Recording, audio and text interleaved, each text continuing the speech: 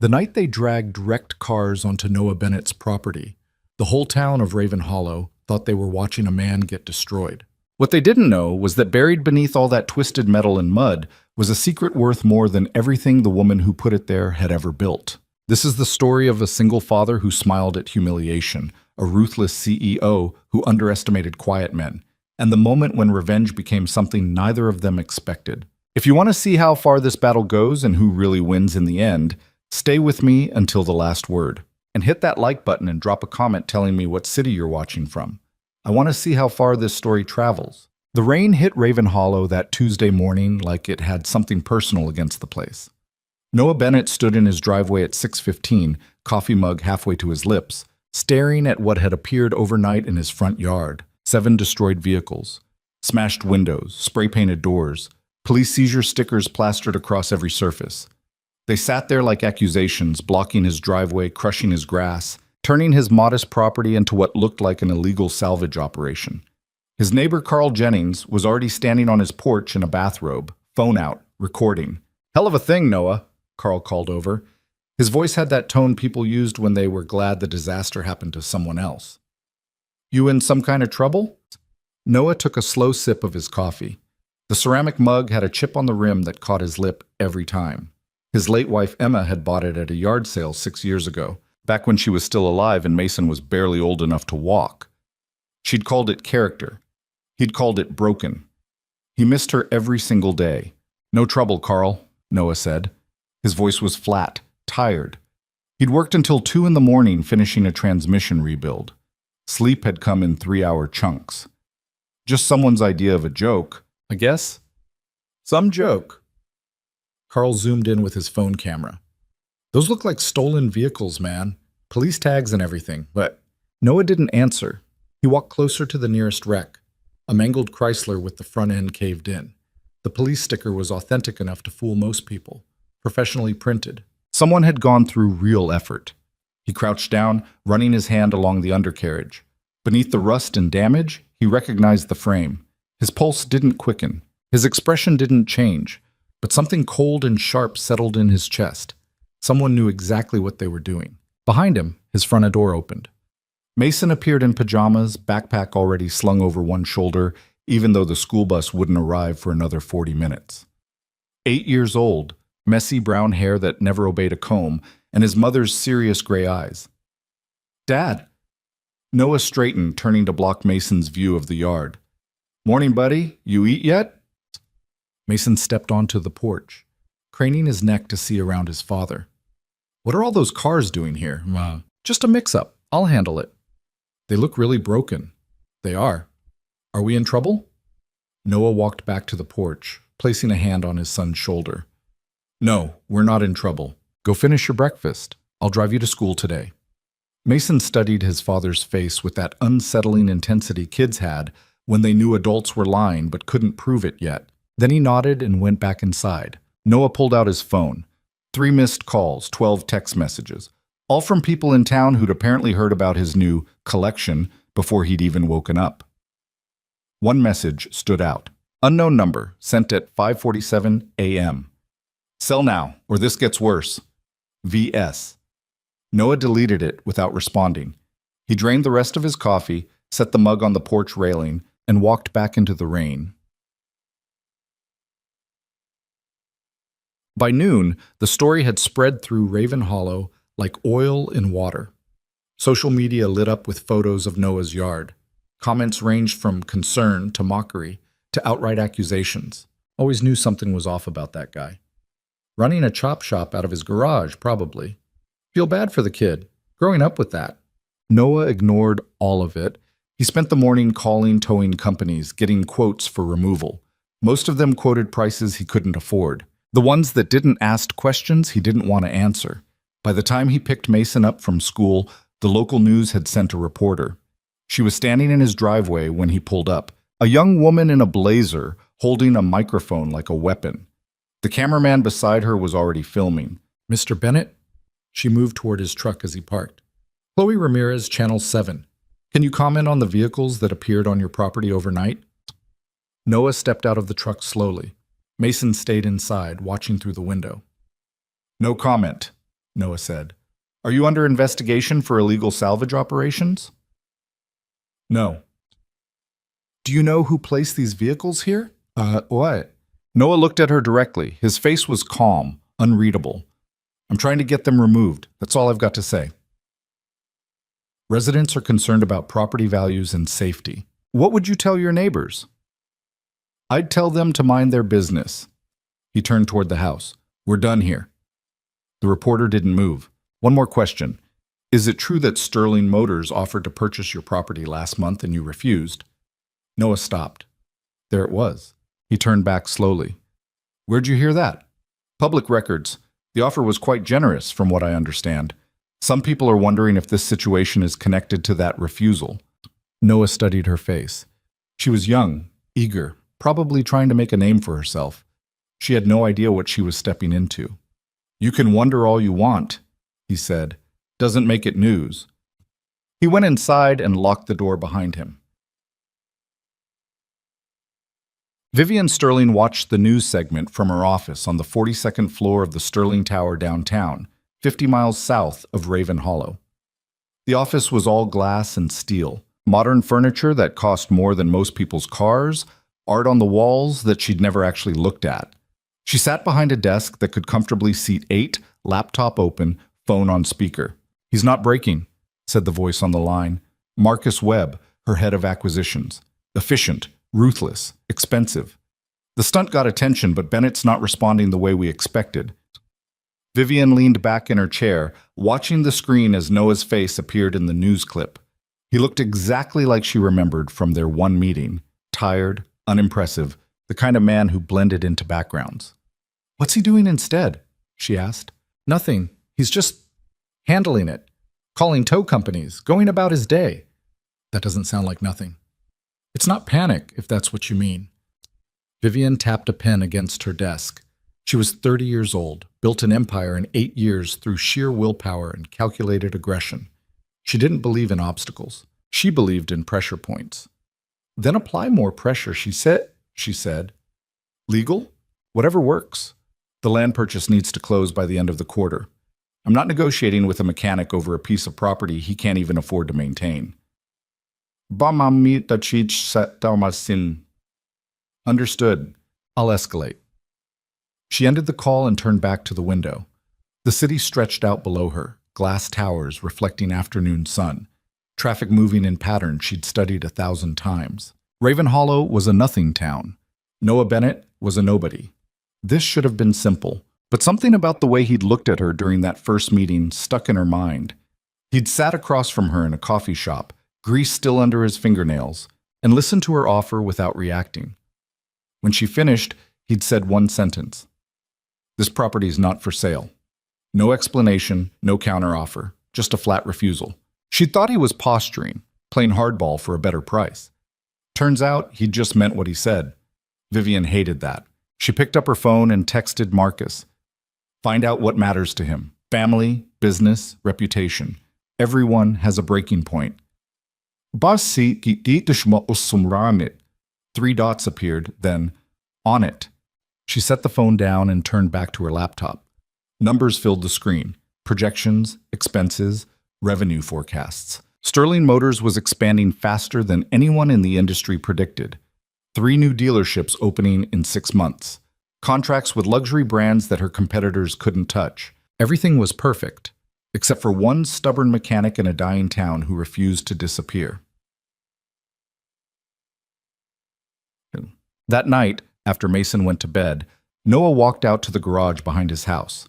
The building was older than the house itself, built in the 50s with solid bones and a concrete floor that had cracked in 100 places over the decades.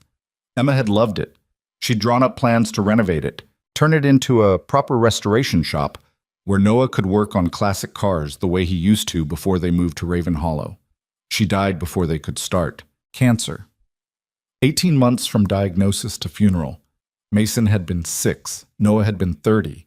He hadn't touched the renovation plan since, but he'd kept working, kept restoring cars. It was the only thing that still made sense. Inside the garage, a 1967 Shelby Cobra sat half-assembled on jack stands. Original frame, most of the original parts, worth $250,000 if he finished it properly.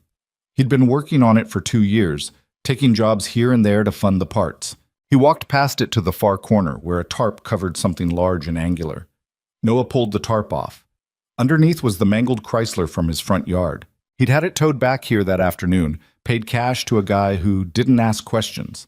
It had cost $300 he didn't really have, but he needed to see it up close. Noah crouched down, examining the frame again. The damage was real. This car had been in a serious wreck, but beneath the destruction, the bones were solid. More than solid. This was a 1970 Plymouth Superbird, one of less than 2,000 ever made. In original condition, it was worth $500,000. Someone had tried to hide it under damage and rust. Someone who didn't know what they were looking at. Noah pulled out his phone and took pictures of the VIN plate, the frame numbers, the engine block. Then he opened a secure browser and logged into a private collector database he still had access to from his Chicago days. He uploaded the numbers. The results came back in seconds. Reported stolen in 1989. Never recovered. Estimated current value? $780,000. Noah sat back on his heels, staring at the screen. This wasn't random. This wasn't just intimidation. Someone had dumped a collection of rare vehicles on his property, disguised as junk, expecting him to panic and get rid of them before anyone looked closely, which meant someone knew what they had, and someone made a very expensive mistake.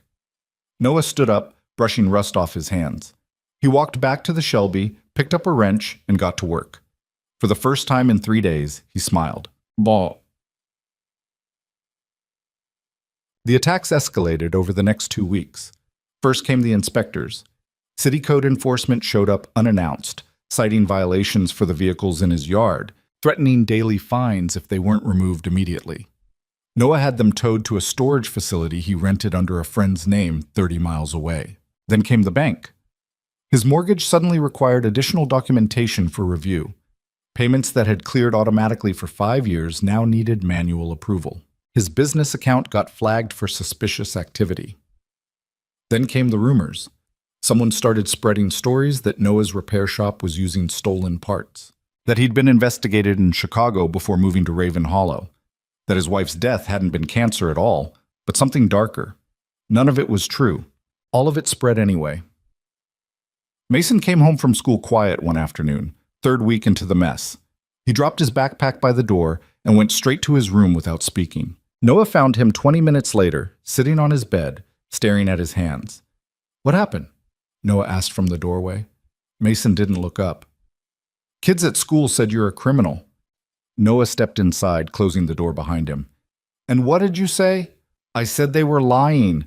"Good. But they kept saying it." Mason's voice cracked slightly. "They said their parents saw it on Facebook. They said we're going to get arrested." Noah sat down on the bed next to his son. He wanted to promise that everything would be fine, that the rumors would stop, that nobody would bother them again. But he'd learned a long time ago that kids knew when you were lying. "People talk," Noah said instead. "Especially when they don't understand something, doesn't make them right." "Are we in trouble?" "No." "Then why is this happening?" Noah was quiet for a moment. How do you explain to an 8-year-old that some people crushed others just because they could? That power didn't care about fairness? "Someone wants something I won't give them," he said finally. "So they're trying to scare me into changing my mind." Mason looked at him. "Is it working?" Noah met his son's eyes. "What do you think?" Mason thought about it, then shook his head. "Good answer," Noah said. He ruffled Mason's hair. "We're going to be fine, I promise." That night, after Mason fell asleep, Noah sat at the kitchen table with his laptop open and a stack of documents spread around him. He'd spent the last 2 weeks doing something he hadn't done in years. Research. Deep research. Sterling Motors had a beautiful public face. Luxury dealerships, celebrity endorsements, magazine features about Vivian Sterling's meteoric rise in a male-dominated industry. But underneath the shine, the foundation was cracking. Noah had connections from his Chicago days. People in banking, insurance, private equity. He'd made calls, asked questions, followed trails. What he found was a company drowning in leveraged debt. Sterling Motors had expanded too fast, borrowed too much, bet everything on aggressive growth targets. The quarterly reports looked good. The internal numbers told a different story. Vivian Sterling was 3 months away from missing a major loan payment. If that happened, her lenders would start calling debts. The empire would collapse. She needed Raven Hollow, needed the land deal to close so she could open the new dealership, hit the revenue targets, prove to investors that the expansion was working. She needed Noah to break. Noah closed the laptop. He wasn't going to break, but he wasn't going to fight her the way she expected either. The fourth week after the cars appeared, Noah called Vivian's office. The assistant who answered sounded surprised that he'd gotten through. "Miss Sterling is in meetings all day, she said carefully. Can I take a message?" "Tell her Noah Bennett would like to discuss the Raven Hollow property," Noah said. "She'll take the call." He waited 3 minutes. Then Vivian's voice came through, sharp and controlled. "Mr. Bennett, I wasn't expecting to hear from you directly." About that. Figured it was time we talked." "I'm listening." Noah leaned back in his chair. He was in the garage, Shelby Cobra glinting behind him, tools spread across the workbench. "I've been thinking about your offer, the land purchase." A pause. And I want to make a counteroffer. "I'm not interested in negotiation. The price I offered was more than fair." "This isn't about price." Noah kept his voice even. "I want to meet, face to face, you and me. No lawyers, no assistants. We talk." "About what?" "About why this property matters. About what you're actually trying to build. About whether you really understand what you're asking me to give up." Vivian was quiet for several seconds. Noah could almost hear her calculating, weighing options. "Friday," she said finally. "My office, 3 p.m. "Raven Hollow," Noah countered. "My garage, 6 p.m. "Absolutely not. Then no deal. I'm not driving 50 miles to sit in your tower and get intimidated. You want my land, you come see what you're buying." Another pause. "Fine," Vivian said. "Friday, 6 p.m. This better not be a waste of my time." "It won't be." She hung up without saying goodbye. Noah set down his phone and looked at the Shelby, at the Plymouth hidden under its tarp in the corner, at the walls Emma had wanted to paint bright blue. He wasn't sure what would happen on Friday, but he knew one thing for certain. Vivian Sterling thought she was coming to watch him surrender. She had no idea what was waiting for her. That Friday came wrapped in fog. Raven Hollow looked like a place from another time. Streetlights casting halos in the gray, everything soft and muted. Vivian arrived exactly at 6. Noah watched from the garage window as a black sedan pulled into his driveway. Not a company car, something personal, expensive, but understated. She stepped out wearing dark jeans and a leather jacket, hair pulled back, looking more human than the corporate predator he'd expected. She saw him watching and walked straight over. Noah opened the side door before she could knock. "Miss Sterling, Mr. Bennett." She looked past him into the garage, taking in the space. "Interesting location for a business meeting." "Best I could do." He stepped aside. "Come in." She entered cautiously, like someone walking into unfamiliar territory. The garage was warm despite the cold outside, space heaters running in opposite corners. The Shelby sat in the center under bright work lights, chrome gleaming. Vivian stopped. "That's a 67 Cobra. You know cars." "I run a car company. I'd better know cars." She circled the Shelby slowly, examining the restoration work. "This is exceptional craftsmanship." "Thanks." She looked at him. "You do this yourself?" Most of it." "Why?" "Why not?" "Because you could be making real money, working for a real shop. Instead, you're in Raven Hollow fixing transmissions for people who can barely afford to pay you." Noah leaned against the workbench, arms crossed. "Real money isn't everything." Said like someone who's never had it. "I had it, walked away." That made her pause. "You worked in Chicago." "I did." "For who?" "Private clients, restoration specialists. I rebuilt vintage cars for people who had more money than taste." "And you left because?"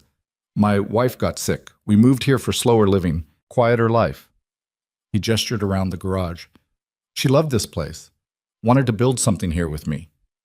Then she died before we could start." Vivian's expression didn't change, but something flickered behind her eyes. "I'm sorry." "Are you?" "For your loss, not for wanting your property." "Honest, at least." "I don't have time for anything else." She walked closer, stopping a few feet away. So let's not waste time. Why did you ask me here? Noah pushed off the workbench and walked to the far corner. He pulled the tarp off the Plymouth. Vivian stared at it. This was one of the cars dumped in my yard, Noah said. Recognize it? She didn't answer. It's a 1970 Plymouth Superbird, reported stolen in 1989. Current estimated value around $780,000. He walked around it slowly. Someone buried it under rust and damage and dumped it on my property, hoping I'd panic and get rid of it. Except I didn't panic. I looked closer. Vivian's face was unreadable. What are you implying? I'm not implying anything. I'm telling you that 6 of the 7 cars dumped on my property are worth over $3 million combined. All rare. All reported stolen decades ago. All disguised as junk. And you think I did that? I think someone working for you did it. I think they got too aggressive trying to scare me and used resources they didn't fully understand. Vivian was very still. That's a serious accusation. Bull! It's a fact. I have VINs. I have records. I've already contacted the original insurance companies that paid out on these thefts. Noah watched her carefully. One call to the police and this becomes a whole different conversation. Are you threatening me? I'm explaining the situation. Then explain what you want. Noah walked back to his workbench, picked up a folder, and handed it to her. She opened it. Inside were financial documents, Sterling Motors' internal numbers, loan agreements, debt schedules. She looked up sharply. How did you get these? Same way you got information about me. I asked questions. This is confidential corporate information. Yes, it is. Noah kept his voice calm. You're 3 months from defaulting on a major loan. Your expansion model is unsustainable. You need Raven Hollow to work or the whole thing collapses. Morpus. Vivian closed the folder slowly. Her jaw was tight. What's your point? My point is that we're both in difficult positions. You need my land. I need you to stop trying to destroy my life. He paused. So here's what's going to happen. You're going to back off. No more inspectors, no more rumors, no more pressure. And I'm going to help you. She laughed. It was a short, bitter sound. Help me? Your company is failing because you're expanding wrong. Too fast, too aggressive, too much debt. You need a different model. And you're going to provide that. I know cars. I know restoration. I know how to build value without burning money. Noah met her eyes. I'll consult, help you restructure, find a sustainable path forward. In exchange, you leave my property alone and you investigate whoever dumped these stolen cars on me. Vivian stared at him for a long moment. Then she set the folder down on the workbench. You're serious? Completely. Why would you help me after everything I've put you through? Because I don't want to fight. And because if your company collapses, the lawsuits over those stolen cars will take years to sort out, and my son doesn't deserve to grow up in the middle of that mess. He gestured at the garage. This is what I care about, this space, this work, my son. That's it. Your empire doesn't threaten me. Your debt doesn't threaten me. But your desperation does. So let's fix the desperation. Well, our son, our son. Vivian picked up the folder again, staring at the numbers inside like they were a language she'd forgotten how to read. I don't trust you, she said quietly. Good. I don't trust you either. Then how is this supposed to work? Carefully. She looked up. For the first time since entering the garage, her expression wasn't controlled. It was something raw, uncertain. I built this company from nothing, she said. I don't ask for help. I know. That's why you're drowning. Well, the words hung between them. Finally, Vivian closed the folder. I'll think about it, she said. You do that. Noah walked her to the door. And Ms. Sterling? That Plymouth is going back to its original owner's family. The insurance company tracked them down. They're flying in next week. She paused in the doorway. Why are you telling me this? Paused. Because whoever gave you those cars is going to face consequences when the truth comes out. You're going to want distance from that. Vivian looked at him for a long moment. Then she walked out into the fog without another word. Noah watched her sedan disappear down the street. Behind him, Mason's voice came from the house doorway. Is she the one causing all the trouble? Noah turned. His son was standing there in pajamas, holding a glass of water. Yeah. Do you think she'll stop? Noah thought about the look in Vivian's eyes when he showed her those financial documents, the way her certainty had cracked just slightly. I think she'll surprise us, he said, one way or another. Mason nodded and went back inside. Noah stood in the garage doorway a few minutes longer, watching the fog roll through Raven Hollow like something alive, thinking about battles that hadn't started the way anyone expected and wouldn't end the way anyone predicted. Then he went back inside. He had a Shelby to finish, and come Monday morning, he had a feeling his life was about to get a lot more complicated. Monday morning came too early and brought Marcus Webb with it. Noah was under the Shelby when he heard tires on gravel. He slid out on the creeper, wiping oil off his hands, and saw a silver Audi parked in his driveway. The man who stepped out wore a suit that probably cost more than Noah's truck and sunglasses despite the overcast sky. Noah Bennett? The man didn't wait for confirmation. Marcus Webb. I work for Ms. Sterling. We, Mom, boss. Noah stood slowly, dropping the rag on his workbench. She send you to deliver a message? In a manner of speaking, Marcus removed his sunglasses, folding them with deliberate precision. Ms. Sterling has decided to accept your proposal. Tentatively. Tentatively. She wants to see proof of concept first. You claim you can help restructure the company's expansion model. She wants a preliminary assessment by end of week. Noah crossed his arms. That's 4 days. What? Bam son. 3.5, technically. She's generous with deadlines. Marcus pulled an envelope from his jacket and held it out. This contains access credentials to our financial systems, organizational charts, and current project timelines. Everything you'll need. Noah didn't take the envelope immediately. What happens if I say no? Then we're back where we started, except now Ms. Sterling knows you have detailed knowledge of stolen vehicles found on your property. Marcus's smile didn't reach his eyes. Cooperation seems mutually beneficial. That sounds like a threat. It's a clarification. Marcus set the envelope on the workbench. Ms. Sterling is taking a considerable risk trusting you with confidential information. She expects reciprocity. And if my assessment says her company's beyond saving, then you tell her that, honestly. She values honest failure over comfortable lies. Marcus replaced his sunglasses. Though I wouldn't recommend failing, she doesn't handle disappointment well. He walked back to his car without waiting for a response. Noah picked up the envelope after the Audi disappeared. Inside were login credentials, encrypted USB drives, and a phone number with no name attached. He turned the phone number over in his hands, recognizing the area code. It was Vivian's direct line. Not her office, not her assistant, her. Mason appeared in the garage doorway, school clothes already wrinkled even though he'd only been awake an hour. Who was that? Someone from work, Noah said, which wasn't exactly a lie. Your work or the mean lady's work? Noah looked at his son. You remember her? I heard you talking Friday night, through the window. Mason walked over to the Shelby, running his hand along the fender the way he'd watched his father do 1,000 times. She sounded scared. What makes you say that? Her voice got quiet when she talked about her company. Like when kids at school talk about bad test scores they haven't shown their parents yet. Noah had forgotten how observant his son was. Emma used to say Mason noticed everything except his own homework.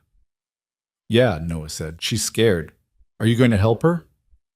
I don't know yet. Mason considered this, still tracing the Shelby's curves with careful fingers. Mom used to say scared people do mean things because they forget how to ask for help. The words hit Noah harder than expected. Emma had said that, multiple times, usually about people in town who'd treated them poorly after her diagnosis, neighbors who'd stopped calling, friends who'd vanished. Your mom was smarter than me, Noah said quietly. She was smarter than everybody. Mason looked up. But you're pretty smart too, Dad. For a grown-up. High praise. I'm serious. Mason's expression turned solemn. If you can help her, you should. Even if she was mean. That's what Mom would do. Noah crouched down to his son's level. When did you get so wise? I've always been wise. You just don't listen. Fair point. Noah ruffled Mason's hair. Go grab your backpack. I'll drive you to school. Yeah. After dropping Mason off, Noah didn't go straight home. He drove to the storage facility where he'd moved the other stolen vehicles, parked, and sat in his truck for 10 minutes staring at nothing. The smart play was to refuse. Walk away. Let Vivian's company collapse and deal with the stolen car situation through lawyers and insurance companies. Keep his head down. Protect Mason. Stay out of corporate warfare. But Emma's voice was in his head now, asking what kind of man he wanted his son to see him become. He pulled out his phone and dialed the number Marcus had left. Vivian answered on the second ring. That was fast. I have conditions, Noah said. I'm listening. First, whoever dumped those cars gets fired. I don't care what position they hold. They're gone. Already done. Marcus was overenthusiastic in his methods. He's been reassigned. He just left my garage 20 minutes ago. Bogshots. Reassigned starting tomorrow. I needed him to deliver the documents. Vivian's tone was crisp, businesslike. Next condition? I work from Raven Hollow. I'm not commuting to your office daily. You want meetings? You come here, or we video call. Acceptable. Next? My son doesn't get touched by this. No investigators, no background checks, no leverage. He's 8 years old and he's been through enough. Silence on the other end. Then, agreed. Anything else? Yeah, when this is over, win or lose, you leave me alone. No more deals, no more property offers. We're done. If you save my company, I'll give you anything you want. I want you gone. Company, I'll permanently. Another pause. You really don't like me. I don't know you well enough to dislike you. I just know I don't want your world touching mine more than necessary. Honest, Vivian said. I can work with honest. Noah ended the call and drove home. The next 3 days blurred together. Noah worked through the financial documents Vivian had provided, spreadsheets and projections and debt schedules that painted a picture of a company hemorrhaging money while pretending everything was fine. He'd seen this before in Chicago, restoration shops that expanded too fast and collapsed under their own ambition. Sterling Motors had 15 dealerships across 3 states. 7 were profitable. 5 were breaking even. 3 were bleeding cash faster than the successful locations could compensate. Vivian had taken out massive loans betting on growth that hadn't materialized, doubling down on expansion instead of cutting losses. The Raven Hollow location was supposed to save everything. Prime real estate, wealthy surrounding communities, projected revenue that would tip the balance back towards solvency. Except the projections were fantasy. Noah ran the numbers 6 different ways and kept reaching the same conclusion. Even if Raven Hollow performed perfectly, it wouldn't be enough. The debt was too deep, the timeline too compressed. On Wednesday night, his phone rang at 11. Vivian, calling from a number that wasn't the direct line. You're still working, she said when he answered. How do you know? I can see your network activity. You've been logged into the financial system for 4 hours. Noah leaned back in his kitchen chair, rubbing his eyes. That's invasive. That's security. What have you found? Nothing good. Elaborate.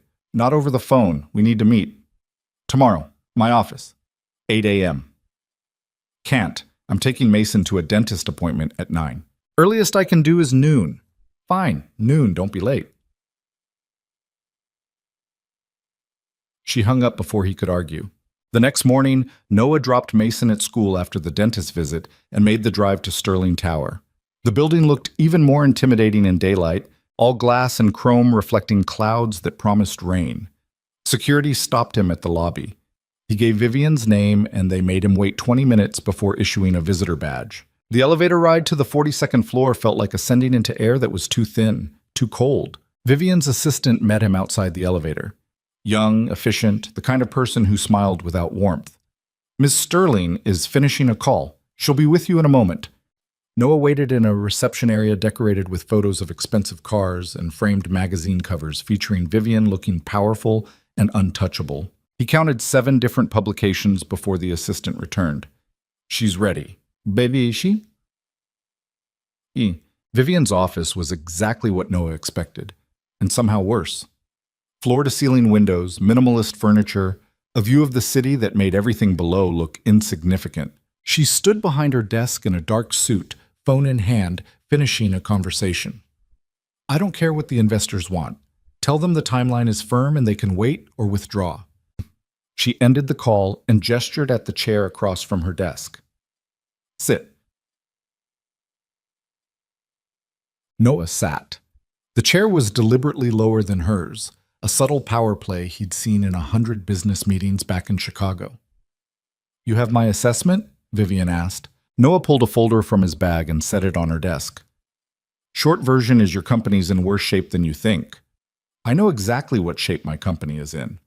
Then you know Raven Hollow won't save it. Vivian opened the folder, scanning the first page. Her expression didn't change. Your numbers are off. They're not. The Raven Hollow dealership is projected to generate fantasy revenue, Noah interrupted.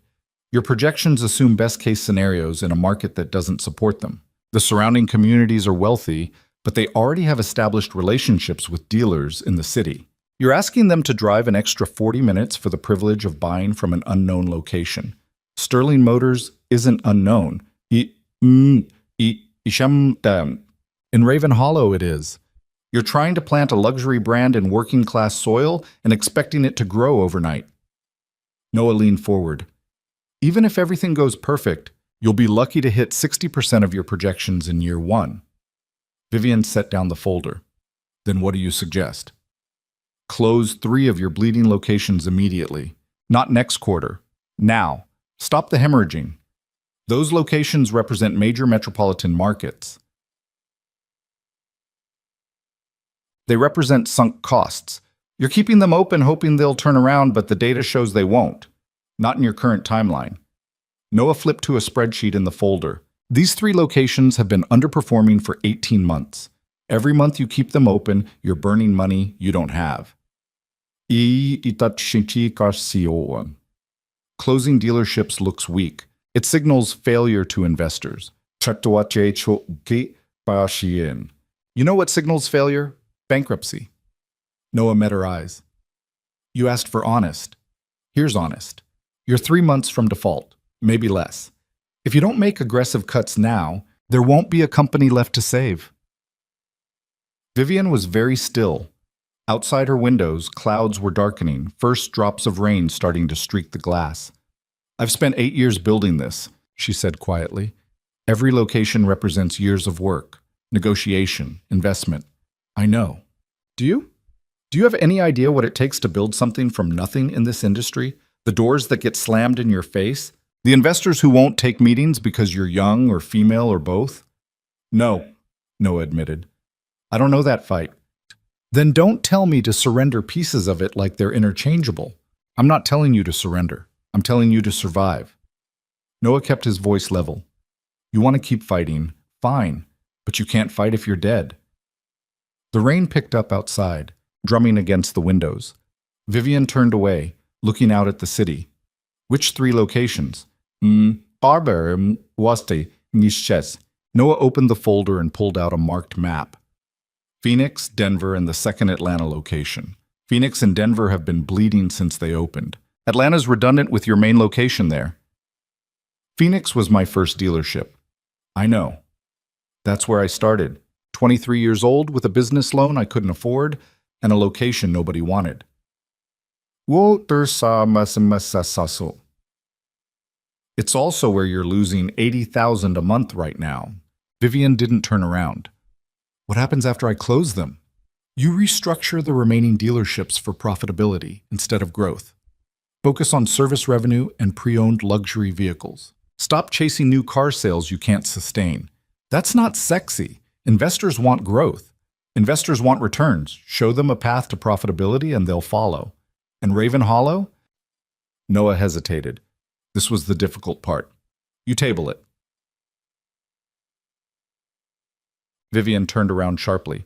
Absolutely not. You can't afford it right now. Maybe in 2 years after you've stabilized. I need Raven Hollow. It's the cornerstone of the expansion plan. It's a luxury you can't afford. Not yet. I've already invested significant capital in the planning. Then consider it a sunk cost. Same as Phoenix. Noah stood up. You asked me to assess the situation honestly. I did. Now you have to decide if you actually want to survive or if you just want to feel right while you collapse. Vivian stared at him.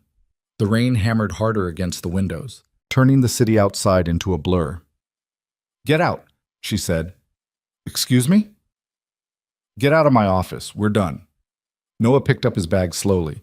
"Ms. Sterling, I said we're done. Thank you for your assessment. I'll have my assistant process your consulting fee." "I don't want a fee." "Take it anyway. Call it compensation for wasting your time." She turned back to the window, dismissing him. "My assistant will see you out." Noah stood there another moment, wanting to say something that would make her understand. But he recognized the walls going up, the pride refusing to bend. He'd seen it in the mirror enough times. He left without another word. The drive back to Raven Hollow felt longer than it should have. Rain followed him the whole way, turning the highway into a gray tunnel. He kept replaying the conversation, wondering if he'd pushed too hard, said the wrong thing, but he told her the truth. That's what she'd asked for. Sometimes the truth just hurt too much to hear. Mason was at a friend's house when Noah got home. The garage felt empty and cold. He tried to work on the Shelby but couldn't focus. Kept seeing Vivian's face when he told her to close Phoenix. That's where I started. He understood that more than she knew. This garage was where he'd started rebuilding his life after Emma died. The idea of someone telling him to give it up, that it wasn't sustainable, that he needed to move on for practical reasons. His phone rang. Unknown number. He almost didn't answer. "Bennett." "It's Vivian." Her voice sounded different, quieter. "I need to show you something. Can you come back?" "To your office?" "No, somewhere else." She gave him an address in the city, a residential neighborhood he didn't recognize. 1 hour. "What's this about?" "Just come, please." The please surprised him enough that he agreed. The address led to a converted warehouse in an older part of the city, the kind of neighborhood that had been industrial 40 years ago and was now gentrifying slowly. Noah parked on the street and texted the number Vivian had called from. "I'm here." 3 dots appeared. Then, "Side door. It's open." Inside, the warehouse had been transformed into something between a garage and a museum. Classic cars sat in careful rows, restoration projects in various states of completion. The space smelled like metal and oil and history. Vivian appeared from behind a 1950s Corvette. She'd changed out of her suit into jeans and a worn sweater. She looked younger somehow, more real. "What is this place?" Noah asked. "Mine. My real office." She walked between the cars, running her hand along a fender. "I bought this warehouse 6 years ago. Everything in here I've restored myself." Noah looked around with new eyes. The work was exceptional. Professional-grade restoration with attention to detail that most shops couldn't match. "You did all this?" "Every car. Some took years." She stopped at a 1963 Thunderbird, red paint gleaming under the overhead lights. "This was the first one I finished. Bought it as a rusted frame. Took 3 years to rebuild. It's beautiful. It's a waste of time and money, according to every business advisor I've ever had." Vivian turned to face him. "They say I should sell these cars. Liquidate the assets. Focus on the business." "Why don't you?" "Because this is the part that matters." She gestured around the warehouse. "Not the dealerships. Not the quarterly reports. This. Building something with my own hands. Making something broken whole again." Noah understood. He walked closer to the Thunderbird, examining the work. "You did the body work yourself?" "Most of it. Paid a guy to help with the frame welding, but everything else is mine. Your welds are cleaner than his." That got a small smile. "I know, you." They stood there for a moment in silence. Just 2 people who understood what it meant to build something that didn't make sense on paper. "I can't close Phoenix," Vivian said finally. "Not because of pride. Because my parents owned a garage there. Small place. They worked every day of their lives trying to keep it open. When they died, I inherited debt and a building that was falling apart." "That's where you got the business loan." "I used the garage as collateral, built it into a dealership. Everything I've done since then started with that building." She looked at Noah. "If I close it now, I'm admitting they failed. That I failed. That's not failure, that's survival. Is there a difference?" Yeah, big one. Noah leaned against the Thunderbird. Failure is giving up. Survival is making hard choices so you can keep fighting. Sounds like something people say when they've never had to make the choice. I sold my Chicago shop after Emma died. Gave it up. Walked away from clients I'd had for years. People who trusted me. Work I loved. The memory still stung. The memory, everyone told me I was making a mistake, that I should hire help, keep the business running. But I had a 6-year-old son who just lost his mother and a wife's medical debt that wouldn't stop growing even after she was gone. Vivian was quiet, listening. Vivian, I sold everything except the tools I could fit in a truck, Noah continued. Moved to Raven Hollow because the cost of living was lower and Mason needed stability more than I needed pride. Some days I still regret it, but Mason's alive and healthy and safe. That's survival. Everything else is just noise. Your wife would be proud of you. Maybe. Or maybe she'd be disappointed I gave up the dream we built together. Noah shrugged. I'll never know. But I know she'd rather have her son grow up okay than have me chase something I couldn't sustain. Vivian walked to a workbench covered with tools. She picked up a wrench, turning it over in her hands. If I close Phoenix, I'm not just closing a dealership. I'm erasing the last physical proof that my parents existed. No, you're not. You're proof they existed. Everything you built is proof. Built on their failure. Built on their foundation. There's a difference. She set down the wrench. I asked you here because I needed to see if you actually understood what you were asking me to give up. If you were just another consultant spouting numbers without comprehending the cost. And you understand. She turned to face him, which somehow makes it worse. Why? Because now I can't dismiss you as wrong. I have to actually consider that you're right. She crossed her arms. I hate that. Yeah, I got that impression. Despite everything, she almost smiled. You're not what I expected. What did you expect? Someone easier to intimidate, someone who'd take my money and tell me what I wanted to hear. She walked closer. Instead, I got someone who won't take money and tells me the truth I don't want to hear. It's inconvenient. Sorry to disappoint. You didn't disappoint, that's the problem. Vivian stopped a few feet away. I've spent 8 years surrounding myself with people who agree with me, who tell me I'm brilliant and visionary and destined for success. You're the first person who's looked at my work and said, it's not enough. It is enough. It's just not sustainable. Same thing in business.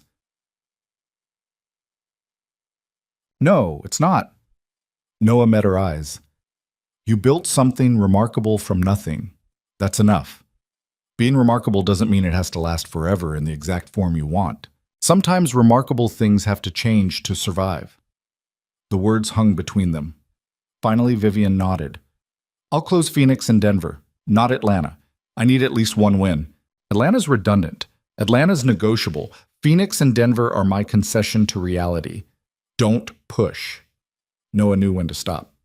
Okay, I'll need help with the restructuring, the actual mechanics of closing locations, renegotiating contracts, managing the public relations disaster this is going to create. I'm a mechanic, not a corporate consultant. You're someone who understands how things work. That's what I need. She pulled out her phone. I'll pay you consultant rates, full-time for the next 3 months. I have a son and a business in Raven Hollow. Work remotely. Come to the city twice a week. Bring your son if you need to. I don't care. Just help me not destroy everything I've built. Noah thought about Mason's words. If you can help her, you should. One condition, he said. After this is done, you leave Raven Hollow alone, permanently. No property offers, no expansion plans. You find somewhere else. Vivian hesitated, then extended her hand. Deal. They shook on it. Noah left the warehouse an hour later with a contract, a modified work schedule, and the strange feeling that he'd just made either the best or worst decision of his life. The rain had stopped. The city looked clean and sharp, streetlights reflecting off wet pavement. He drove home thinking about old cars and new partnerships and the strange way life kept pushing people together who had no business being in the same room. Mason was home when he arrived, sprawled on the couch doing homework that looked suspiciously incomplete. "How was your day?" Noah asked. "Boring. How was yours?" "Complicated." "Did you help the mean lady?" "I think so. Maybe." Mason looked up from his math worksheet. "Is she still mean?" Noah thought about Vivian standing in her warehouse surrounded by cars she'd restored herself, talking about parents who died and businesses that carried more weight than buildings should. "I don't think she was ever mean," he said. "Just scared." "That's what I said."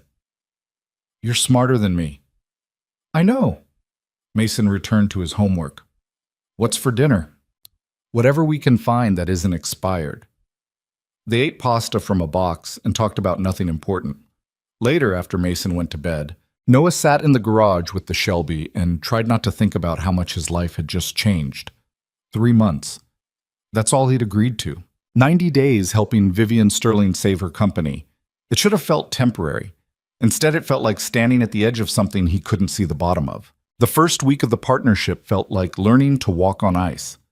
Noah showed up to Sterling Motors headquarters on Tuesday morning with a laptop bag and low expectations. Vivian met him in a conference room that smelled like expensive coffee and desperation, surrounded by executives who looked at him like he was a stain on their quarterly reports. "This is Noah Bennett," Vivian announced without preamble. "He'll be consulting on our restructuring initiative. What he says carries the same weight as what I say. Treat him accordingly." A man in his 50s with silver hair and a tie that probably cost more than Noah's truck leaned back in his chair. "Ms. Sterling, with all respect, we have internal analysts who specialize in—" "Your internal analyst missed the fact that we're 3 months from insolvency," Vivian cut him off. "So clearly we need external perspective. Any other objections?" Silence. Noah set his laptop on the table and opened the presentation he'd prepared.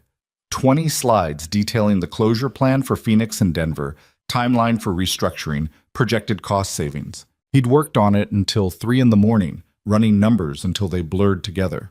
Halfway through his presentation, a woman with sharp features and sharper eyes interrupted. "You're proposing we cut veteran staff to maintain locations that underperform compared to—" "I'm proposing we stop bleeding money in markets we can't win," Noah said. "Your veteran staff are expensive because they're experienced. That experience is valuable in profitable locations. It's wasted in locations that lose money every month regardless of staffing quality." "That's cold. That's mathematics." The woman looked at Vivian. "Is this really the direction we're taking?" Vivian didn't hesitate. "Yes, continue, Mr. Bennett." By the end of the presentation, 3 executives had excused themselves for prior commitments. The ones who remained looked like they were attending a funeral. Noah closed his laptop. "Questions?" More silence. Vivian stood. "We'll reconvene tomorrow at 8. I want closure plans for Phoenix and Denver on my desk by end of business today." Dismissed. The executives filed out without looking at Noah. When the room emptied, Vivian closed the door and turned to him. "That went well." "They hate me." "They hate change. You're just the face of it." She poured herself coffee from the carafe on the side table. "Want some?" "I'm good." Suit yourself?" She took a sip, staring out the window at the city below. "How long until the board finds out?" "About the closures? They already know. Someone in that room is texting them right now. Probably James, the silver-haired one." She didn't sound surprised. "He's been angling for my position since I promoted him to CFO." Why keep him?" "Because he's competent, and I'd rather have ambitious competence where I can see it than have it working against me from outside." She turned back to Noah. "Besides, he's not wrong to question this. We're burning the ships. No retreat if it fails." "It won't fail." "You sound confident." "I am." "Why?" Noah thought about it. "Because you're still fighting. People who are done don't ask for help. They just surrender and blame circumstances." Vivian smiled slightly. "Is that what I did? Ask for help?" "In your own terrible way, yeah. My terrible way involved trying to destroy your life first. Nobody's perfect." She laughed. It was unexpected and genuine, the kind of laugh that changed her face completely. "You're strange, Bennett. I get that a lot. His phone buzzed, text from Mason's school. He opened it, reading quickly. Problem? Boss? Vivian asked. Mason's school? He's in the nurse's office. Not sick, just upset about something. Go, we can handle the rest remotely. Noah grabbed his laptop. I'll have those closure plans to you by 5 this. 6 is fine. Take care of your son, so. He made it to the school in 35 minutes, which would have been 20 if traffic cooperated. The nurse's office was the same as every school nurse's office he'd ever seen. Posters about hand washing and eating vegetables. That particular smell of antiseptic and old Band-Aids. Mason sat on the examination table, legs dangling, eyes red. Hey, buddy. Noah crouched down to eye level. What's going on? Nothing. The school called me, so it's something. Mason was quiet for a long moment. Then, kids were talking about Mom again. Noah's chest tightened. What did they say? That she died because we were poor and couldn't afford good doctors. Mason's voice cracked. That if we had money like their families, she'd still be alive. My poor mom. Noah wanted to find whoever said that and explain in detail why they were wrong. But he knew how kids were. They repeated things they heard at home, half-understood conversations between adults who didn't think small ears were listening. Your mom died because cancer is terrible and random and doesn't care how much money anyone has, Noah said carefully. We had good doctors, the best insurance we could get. It wasn't enough because sometimes nothing is enough. That's not fair, but it's true. But if we were rich, being rich doesn't stop cancer. It just means you can afford to suffer in nicer hospitals. Noah put his hands on Mason's shoulders. Listen to me. Your mom was the strongest person I ever knew. She fought harder than anyone should have to fight. Money wouldn't have changed that. Then why do people say it would?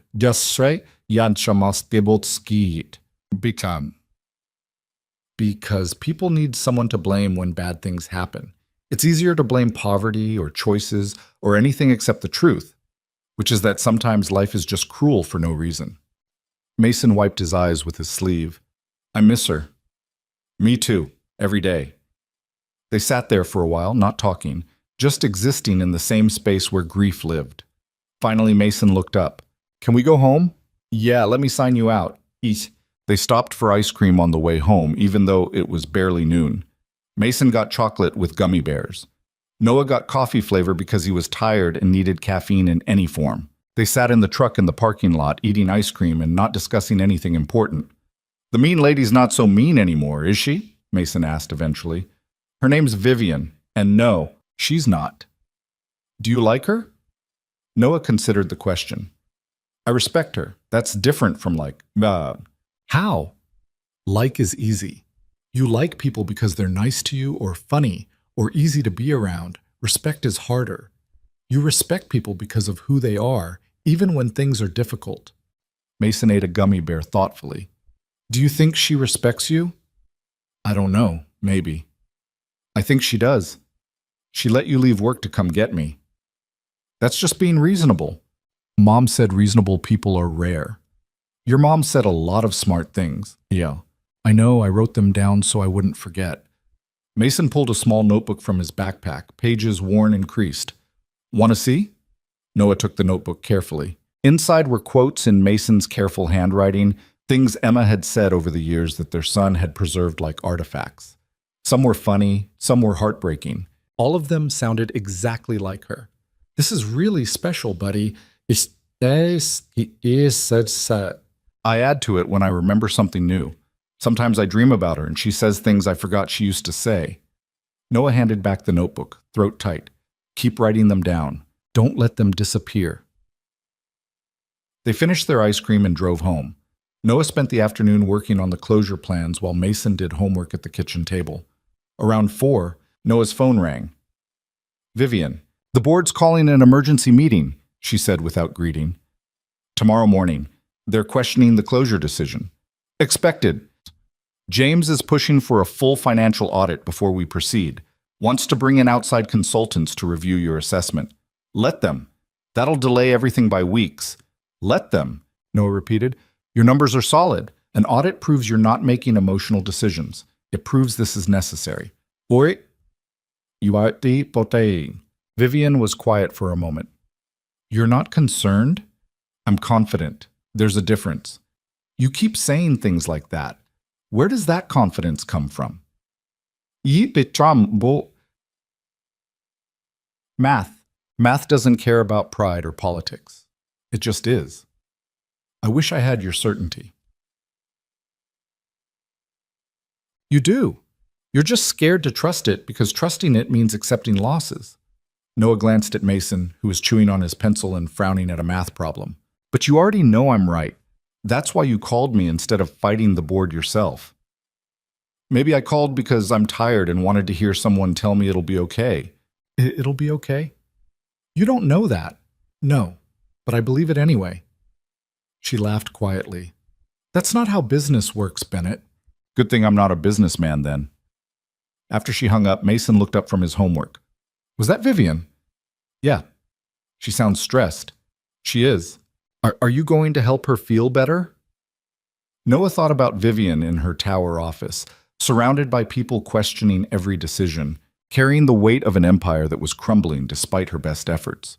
I'm going to try, he said. The board meeting happened in a conference room that seated 40 and contained exactly 12 people, each one looking more expensive than the last. Noah sat near the back, laptop closed, just observing. Vivian stood at the head of the table in a black suit that probably cost more than his mortgage payment, presenting the closure plan with clinical precision. The board members asked questions that sounded like accusations. Why now? Why these locations? Why trust an outsider's assessment? Vivian answered each one without flinching. But Noah could see the tension in her shoulders, the way her jaw tightened when James questioned her decision-making process for the third time. Finally, an older man at the far end of the table spoke up. Ms. Sterling, we brought you on as CEO because of your vision and growth strategy. This closure plan represents the opposite of growth. It represents retreat. It represents survival, Vivian said flatly. Growth without foundation is just collapse in slow motion. That's not what you said when you pitched us on the expansion plan 18 months ago. 18 months ago, the market was different. Our debt structure was different. Reality changed. The plan has to change with it. Gosh, mate. Or your leadership has to change. James leaned forward. Perhaps it's time to consider alternative executive structures. Someone with more experience managing contraction. The room went very quiet. Vivian's expression didn't shift. Are you suggesting a vote of no confidence? I'm suggesting we consider all options. Noah stood up. Everyone turned to look at him. Mr. Bennett, the older board member said, you're here as a consultant. This is executive discussion. Then discuss this. Noah walked to the front of the room, opened his laptop, and connected it to the projector. Numbers filled the screen. Your company has 3 months of operating capital at current burn rate. Phoenix loses $87,000 monthly. Denver loses $63,000. Those are the numbers. Math doesn't negotiate. We're aware of the financials, James said coldly. Then you're aware that replacing Ms. Sterling with someone who has experience managing contraction means hiring someone whose expertise is shutting down companies. Is that really what you want on your resume? Brought in a CEO to close Sterling Motors? Nobody said anything about closing the company. That's where this goes if you don't stop the bleeding. Noah pulled up another slide. Ms. Sterling built this company from one dealership and a business loan. She knows every location, every employee, every decision that led here. You bring in someone new, they'll slash and burn without understanding what they're destroying. She'll cut strategically because she knows what's worth saving. And you're qualified to make that assessment based on what? A few years running a small-town garage? Based on watching companies die in Chicago because boards made emotional decisions disguised as business strategy? Based on understanding that sometimes the person who built something is the only person who can save it? Noah looked directly at James. You want her job? Fine. But wait until there's actually a company left to run. James's face went red. That's completely inappropriate. So is staging a coup during a crisis. Noah closed his laptop. Run your audit, bring in consultants, check every number I've given you. They'll tell you the same thing I'm telling you now. Close Phoenix and Denver, or close everything. He picked up his laptop and walked out. In the hallway, he leaned against the wall and let out a long breath. That had been stupid. He'd probably just burned his consulting contract and any chance of actually helping. The conference room door opened. Vivian stepped out. That was either the bravest or dumbest thing I've ever seen, she said. Probably both. James is furious. Yeah, I got that impression. The board voted to proceed with the audit but tabled the leadership discussion. She leaned against the wall next to him. You just bought me 3 weeks. You're welcome. Why did you do that? You could have stayed quiet. Let them fight amongst themselves. Noah shrugged. Because someone needed to say what everyone was thinking, and you couldn't say it without looking defensive. So you made yourself look crazy instead. I've been called worse. They stood there in the hallway, office sounds muted around them, both aware that something had shifted, but neither quite sure what. My son asked if I liked you, Noah said suddenly. I told him I respected you instead. What's the difference? Like is easy. Respect is earned. Heck. Vivian turned to look at him. Do you respect me? Would I have just committed career suicide in there if I didn't? She smiled. Fair point. Then the smile faded. I'm not used to people defending me. In this world, everyone's looking for angles, ways to use you or replace you or take what you've built. I don't want what you've built. I just want you to stop trying to destroy what I've built. That's refreshingly transactional. That's honest. You keep saying that, honest, like it's unusual. In my experience, it is. Vivian pushed off the wall. Come on, I'll buy you lunch. You've earned it. I should get back to Raven Hollow. Mason gets out of school in a few hours. Then dinner sometime, you and Mason both. I'll cook. Noah raised an eyebrow. You cook? I restore cars and run a corporation. You think I can't operate a stove? I think you have people for that. I had people for everything. Turns out that gets lonely. She started walking toward the elevator. Think about it. Let me know. Noah watched her go, trying to figure out when this arrangement had stopped feeling like a business transaction and started feeling like something else. He didn't have an answer. The audit took 2 weeks and came back exactly as Noah predicted. Every number checked, every projection verified. Phoenix and Denver were financial black holes. The closure recommendation wasn't just sound, it was necessary. The board approved the plan with minimal argument.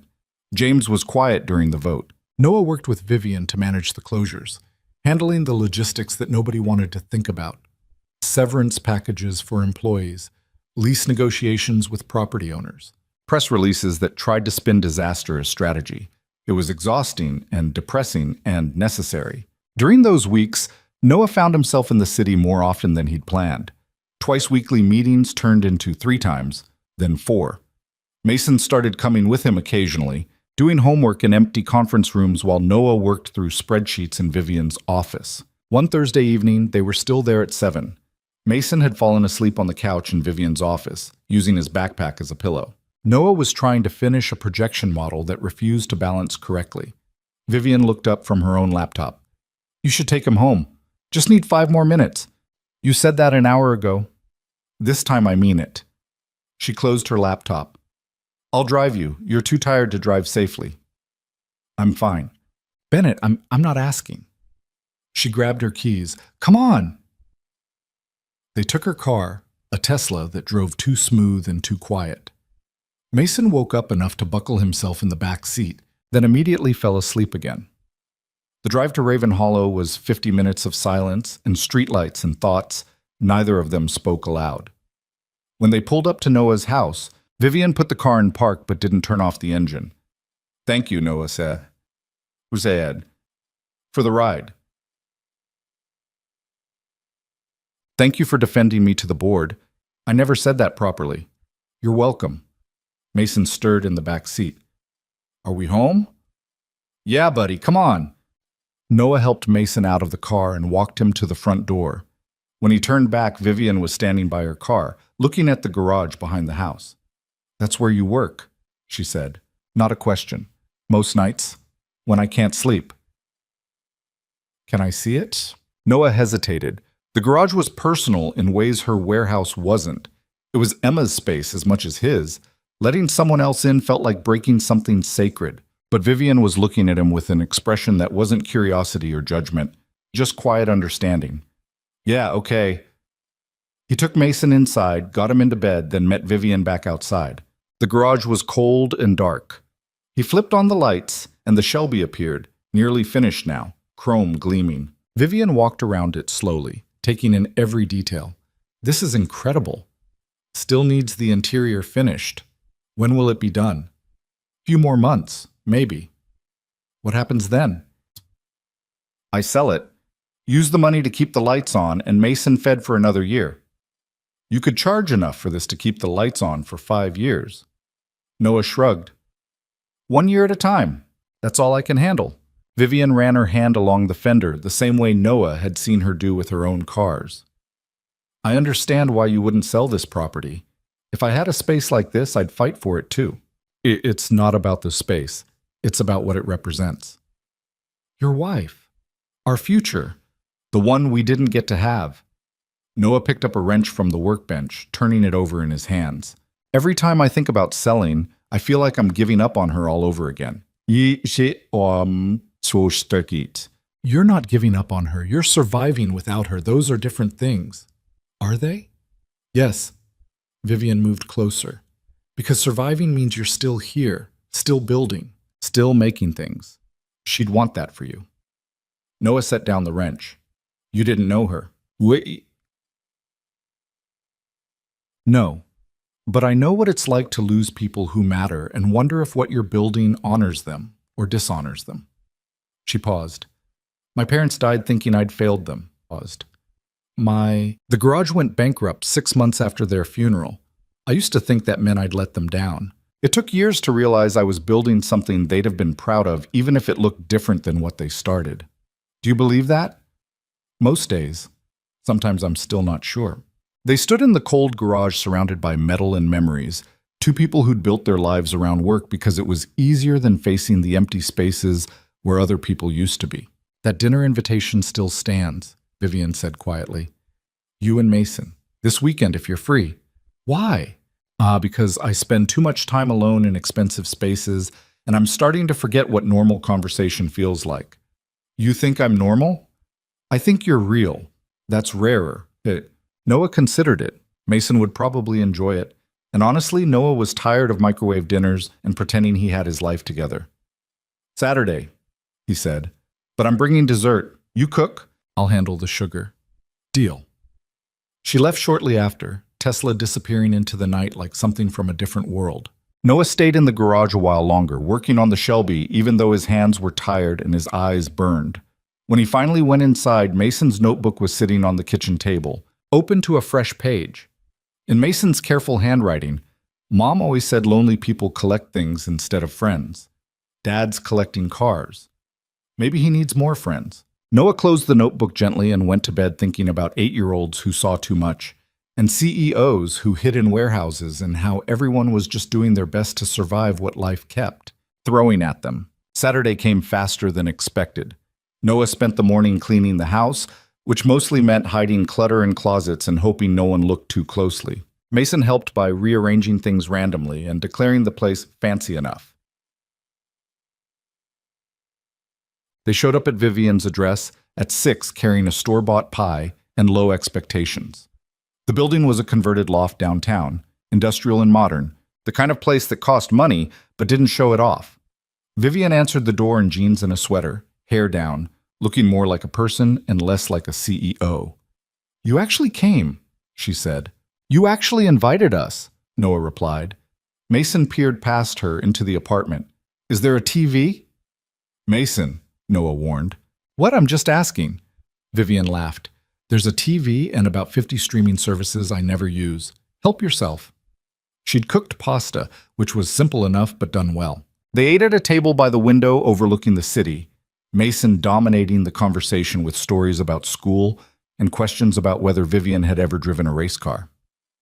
Once, she admitted, at a track in California, I spun out on the third lap and hit a tire wall. Cool. Mason's eyes went wide. Were you scared? Terrified, but also kind of excited? Like being scared and alive at the same time. That's how I feel on roller coasters. Exactly like that. Noah watched them talk, seeing a side of Vivian he hadn't known existed. She was patient with Mason's endless questions, genuinely interested in his answers, treating him like a person instead of a kid who needed managing. After dinner, Mason planted himself in front of the TV with a movie while Noah helped Vivian clean up. He's a good kid, she said, loading the dishwasher. He's the best thing I ever did.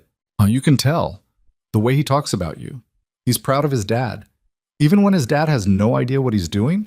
Especially then. Vivian dried her hands on a towel. Kids don't need perfect. They need present. They finished cleaning in comfortable silence. The movie played in the background, some animated thing with talking animals that Mason had seen 12 times already. Can I ask you something? Vivian said eventually. Sure. Why did you really agree to help me? Not the official reason, the real one. Noah thought about it. My son told me I should, said it's what his mom would have done. Smart kid. Too smart sometimes.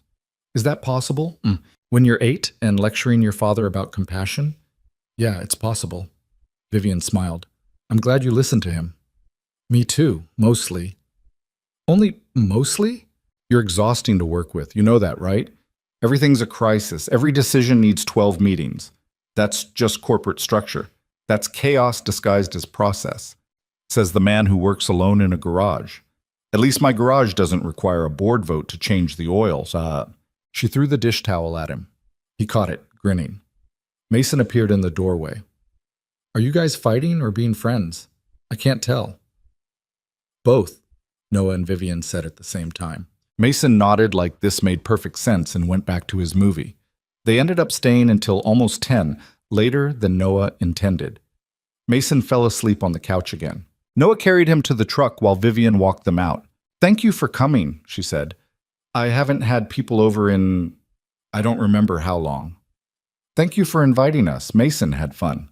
Just Mason? Noah smiled. I had fun too. Good. She hugged herself against the cold. Same time next week? You're going to make this a regular thing. Is that a problem? No, just unexpected. Get used to unexpected. You're working for me now. With you, not for you. Details. She smiled. Drive safe, Bennett. On the way home, Mason woke up long enough to say, I like her, Dad. She's nice. Yeah, Noah agreed quietly. She is.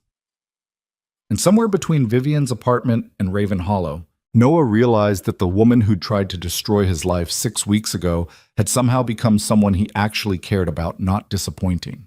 The weekly dinners became a routine neither of them acknowledged out loud. Every Saturday, Noah and Mason would show up at Vivian's apartment with dessert and low-stakes conversation. Sometimes they'd eat and leave early.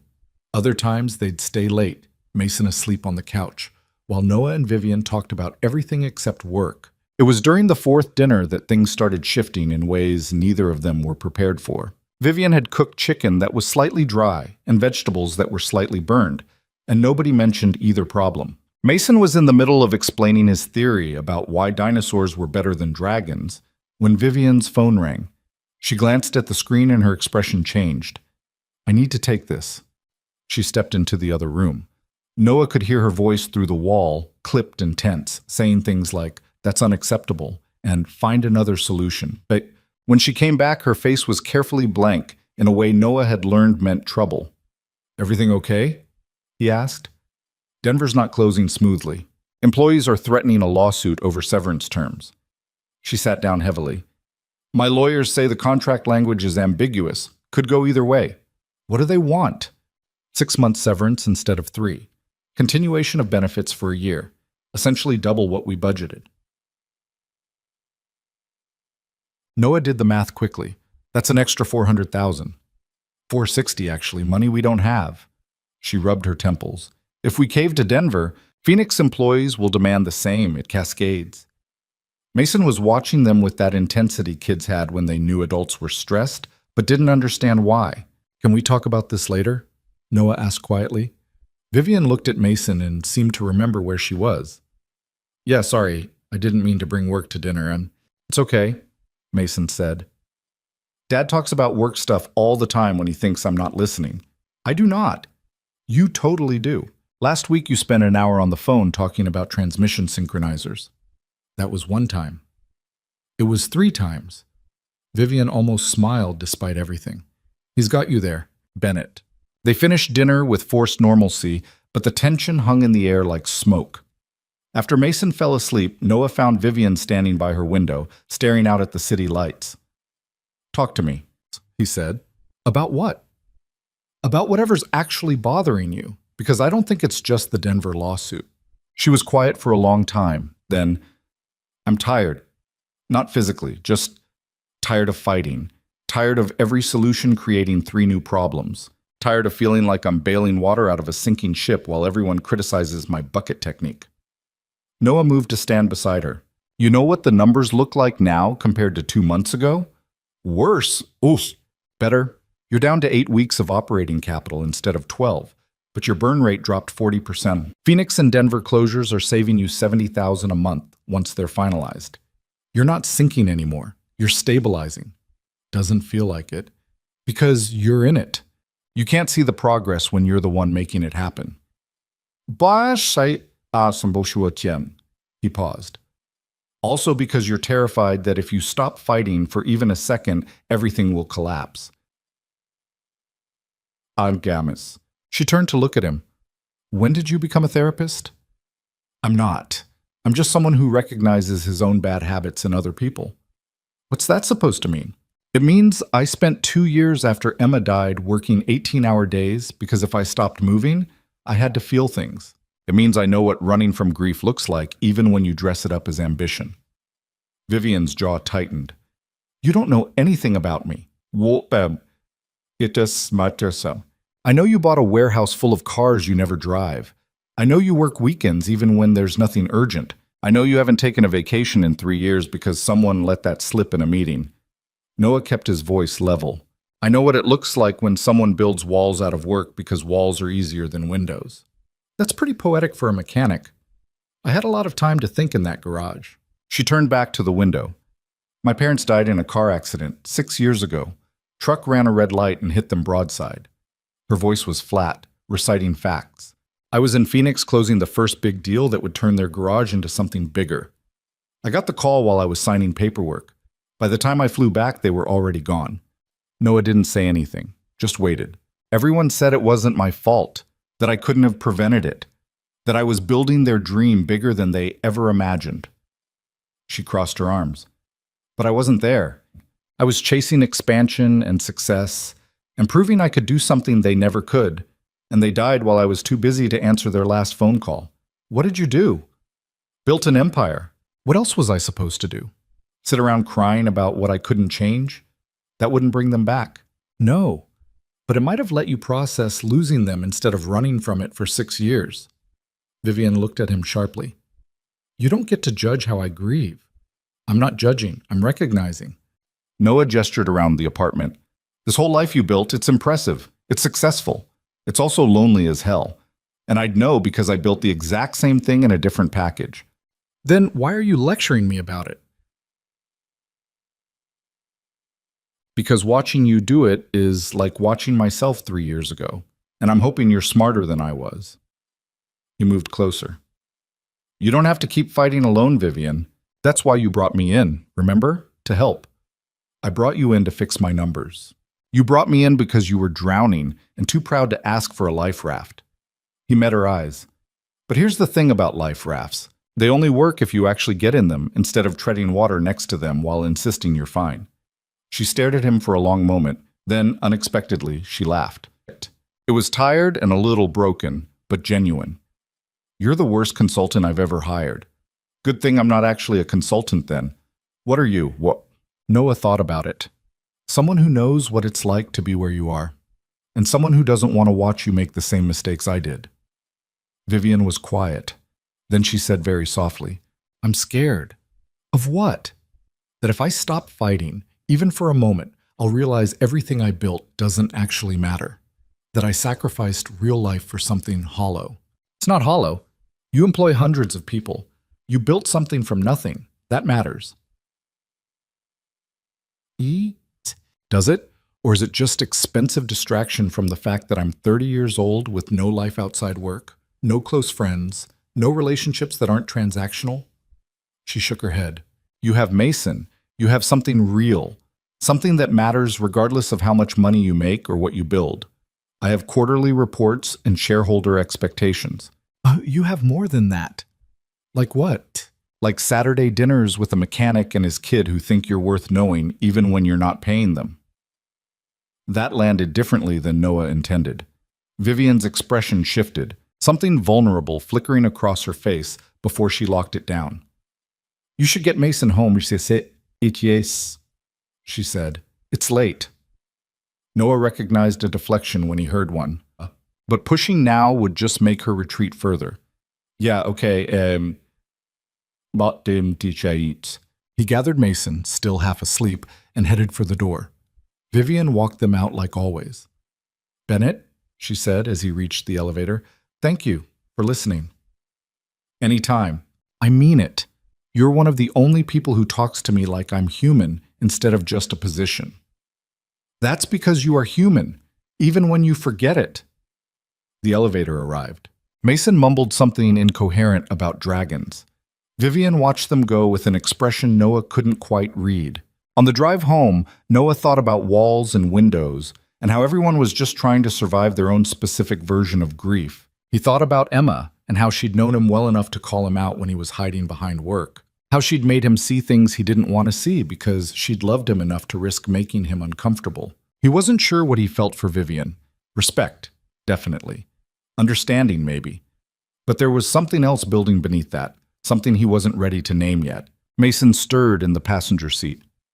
Is Vivian sad like you used to be? What do you mean? After Mom died, you'd smile but your eyes were sad. Vivian does that too. Noah glanced at his son. When did you get so observant? I've always been observant. You just started noticing. Bear, Shawat. Are you going to help her not be sad? I'm trying, not sure if it's working. Mason was quiet for a moment. Then, Mom used to say the best way to help sad people is just to be there. You don't have to fix them. Just be there so they're not alone. Your mom was right about a lot of things. I know, so I say, Mason yawned. You should be there for Vivian more. I think she's really alone. Noah didn't have an answer for that. The Denver lawsuit hit the news 3 days later. Not major headlines, but enough that industry publications picked it up. The narrative was predictable. Ruthless CEO cuts jobs and shortchanges workers. Vivian's lawyers negotiated aggressively, but the employees had leverage and they knew it. Noah was in Vivian's office when her lead attorney delivered the assessment. We can fight this, the attorney said. A woman in her 40s with silver-rimmed glasses and an expression that suggested she'd seen everything. But it'll be expensive and public. Discovery will drag internal financials into court records. Your restructuring becomes public knowledge. Competitors smell blood. What's the alternative, Vivian asked. Settle. Give them the 6-month severance and extended benefits. Take the hit now, rather than fighting a war that costs more than losing. How much? $460,000 for Denver, probably another $400 when Phoenix employees demand parity. $900,000 total. Vivian looked at Noah. That puts us back to 3 months operating capital. We'd be worse off than when we started. Not quite, Noah said. You're still saving $70,000 monthly from the closures. But yeah, it hurts. The attorney adjusted her glasses. There's one other option. Restructure the settlement as consulting contracts. Bring some key employees on as short-term consultants for the other locations. Pay them through services rendered instead of pure severance. How does that help? Vivian asked. Optics. You're not just cutting people loose, you're utilizing their expertise during transition. It's a better story. And practically, you get value from the money you're spending. Noah considered it. Could work. If you pick the right people. Folks who actually know operations and can help transfer knowledge before the locations close completely. I'll need names by tomorrow, the attorney said. And Ms. Sterling, you'll need to personally call these employees. Make it clear this is about respect, not just damage control. After the attorney left, Vivian stood by her window in that position Noah had learned meant she was processing bad news. I hate this, she said. Hate feeling backed into corners. Hate that doing the right thing financially makes me look like the villain. You're not the villain. You're the person making impossible choices in a situation with no good options. Tell that to the media or the employees who lost their jobs. Those employees lost their jobs because the locations were unsustainable, not because you're cruel. Noah stood beside her. And you're about to offer some of them consulting contracts that'll pay better than their original positions. That's not villainous. That's trying to make a bad situation less terrible. It's also self-serving. So what? Most good deeds are self-serving in some way. Doesn't make them less good.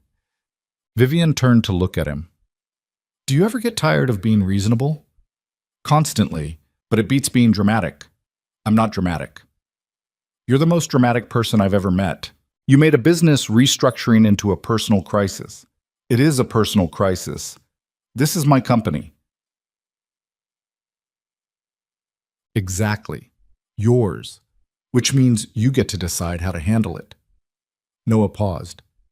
And right now, you're handling it by taking responsibility and finding solutions instead of blame. That's not villainy. That's leadership. She studied his face like she was trying to figure out if he actually believed what he was saying. You really think that? I wouldn't say it if I didn't. Most people just tell me what I want to hear. I'm not most people. No. She smiled slightly. You're really not. They spent the next several hours going through Denver and Phoenix employee files, identifying people who had institutional knowledge worth preserving. Former managers who understood local markets. Senior technicians who knew the service operations inside out. People who could train staff at surviving locations before moving on. It was past 8 when Noah finally closed his laptop. That's 12 people. Should cover the consulting budget and give you actual value. Assuming they accept. They'll accept. This is better money than unemployment. Vivian rubbed her eyes. I need to start making calls tomorrow. Personal outreach to each one. Want help? With phone calls? With not feeling like you're doing it alone. She looked at him for a long moment, then nodded. Yeah, actually, that would help. They ordered takeout and worked through the call strategy. What to say, how to frame it, how to make it clear this was respect rather than manipulation. Somewhere around 10, Mason called asking when Noah was coming home. Sorry, buddy, got stuck at work. Can you handle dinner yourself? Already made mac and cheese, saved you some, but I'm not promising it's still good. You're the best. I know. Is Vivian there? Yeah, why? Tell her hi from me. Noah smiled. Will do, he. After he hung up, Vivian was watching him with an expression he couldn't quite read. What? He asked. Nothing. Just, you're a good dad. I try. Most people just try. You actually succeed. She picked at her takeout container. Does he ever resent the time you spend here on this? He hasn't said anything, but you worry about it. Every day. Noah set down his food. I worry I'm repeating the same mistakes I made after Emma died. Hiding in work. Using fixing your problems as a distraction from addressing my own life. Are you? Honestly? I don't know. This feels different, less like hiding and more like building something. Building what? Noah didn't have an answer for that. Or maybe he did and wasn't ready to say it out loud. The phone calls took 3 days. Vivian made them all personally, with Noah sitting in her office providing moral support and occasionally suggesting better phrasing when she got too corporate. Most employees were surprised. Some were skeptical, but 11 out of 12 accepted the consulting offers. The one who refused was a 20-year veteran from Denver named Marcus. Different Marcus from the one who'd gotten reassigned. This one had been a service manager, good at his job, bitter about the closure. I'm not interested in consulting, he told Vivian on speakerphone. You're just trying to buy good press. I'm trying to utilize your expertise while providing better compensation than standard severance, Vivian said carefully. But I understand if you'd rather decline. You understand? Do you understand what it's like to build something for 2 decades and watch it get dismantled because some spreadsheet says it's not profitable enough? Noah leaned forward. Mr. Carson, this is Noah Bennett. I'm the consultant who ran the numbers. And yeah, I do understand that. I watched my wife build a dream for our family, and then watched cancer dismantle it while I was powerless to stop it. So I get that sometimes things you build get destroyed regardless of how much you care about them. Silence on the other end. That's not the same thing, Marcus said finally.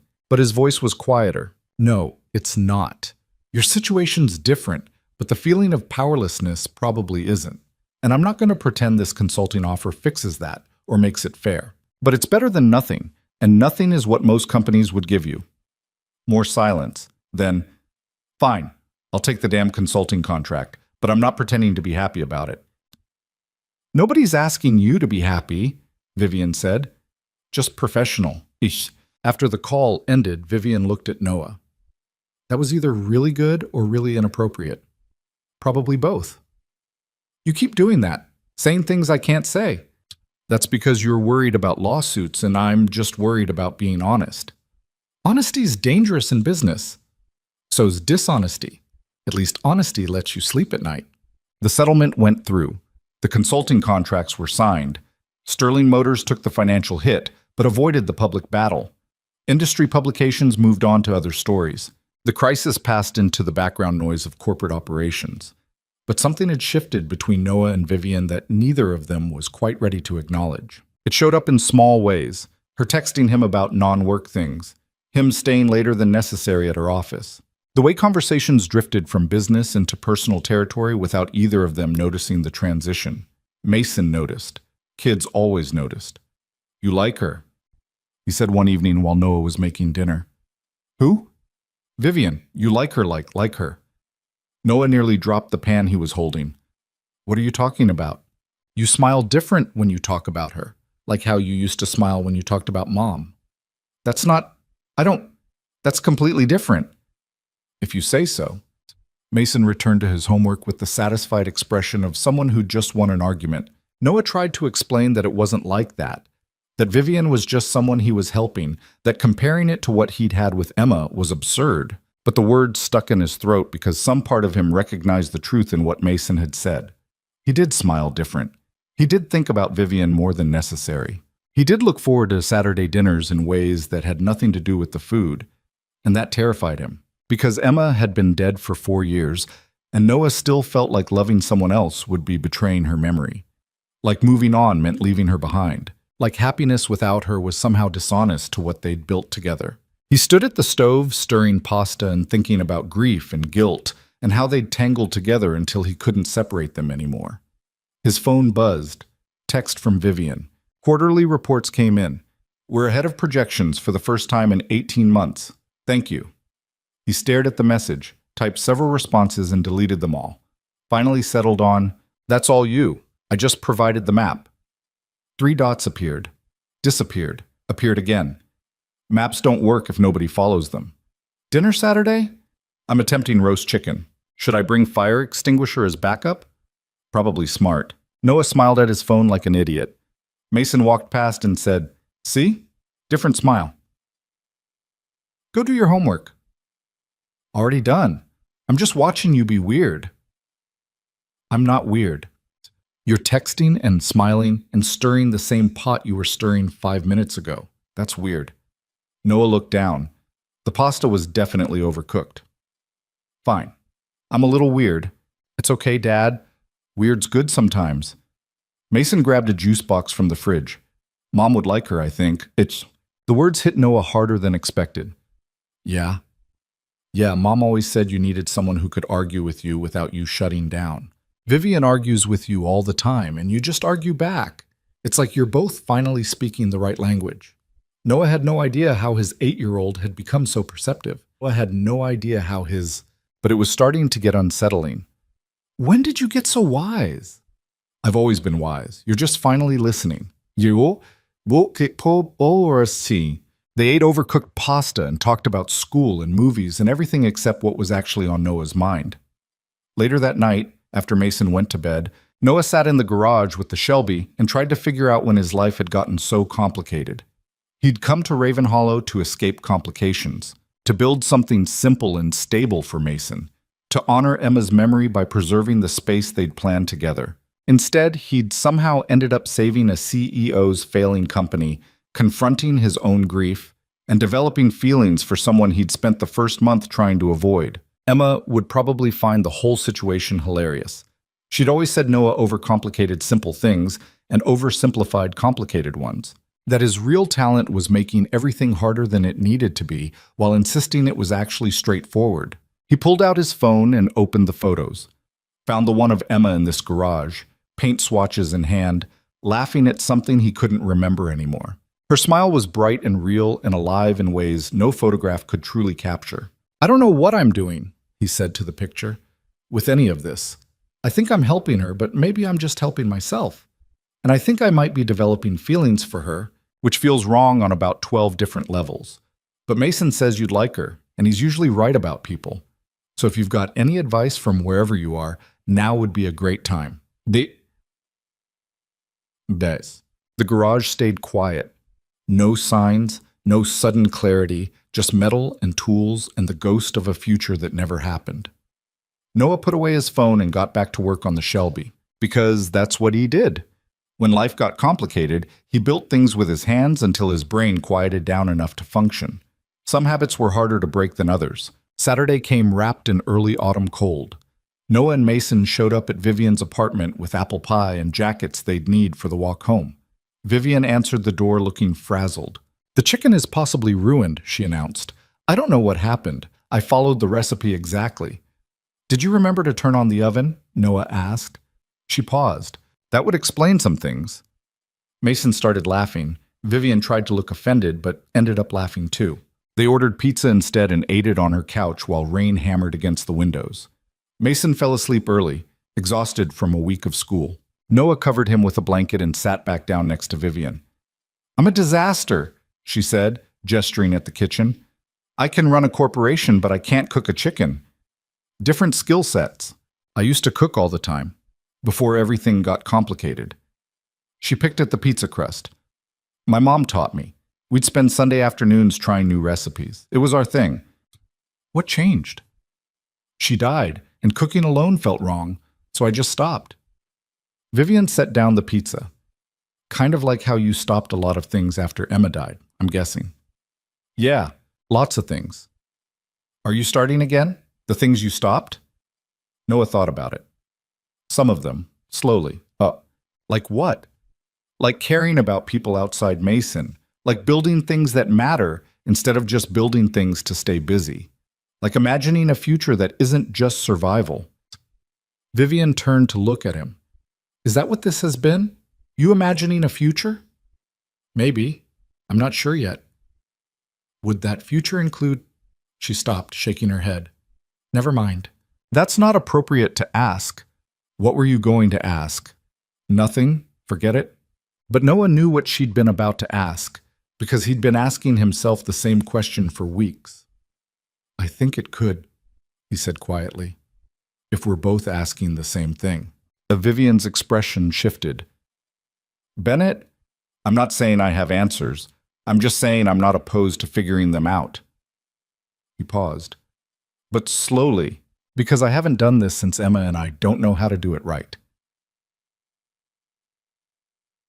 "I haven't done this ever, not really, just relationships that were transactional or temporary or both. Then we're both figuring it out from scratch." "That's terrifying." "Yeah, it really is."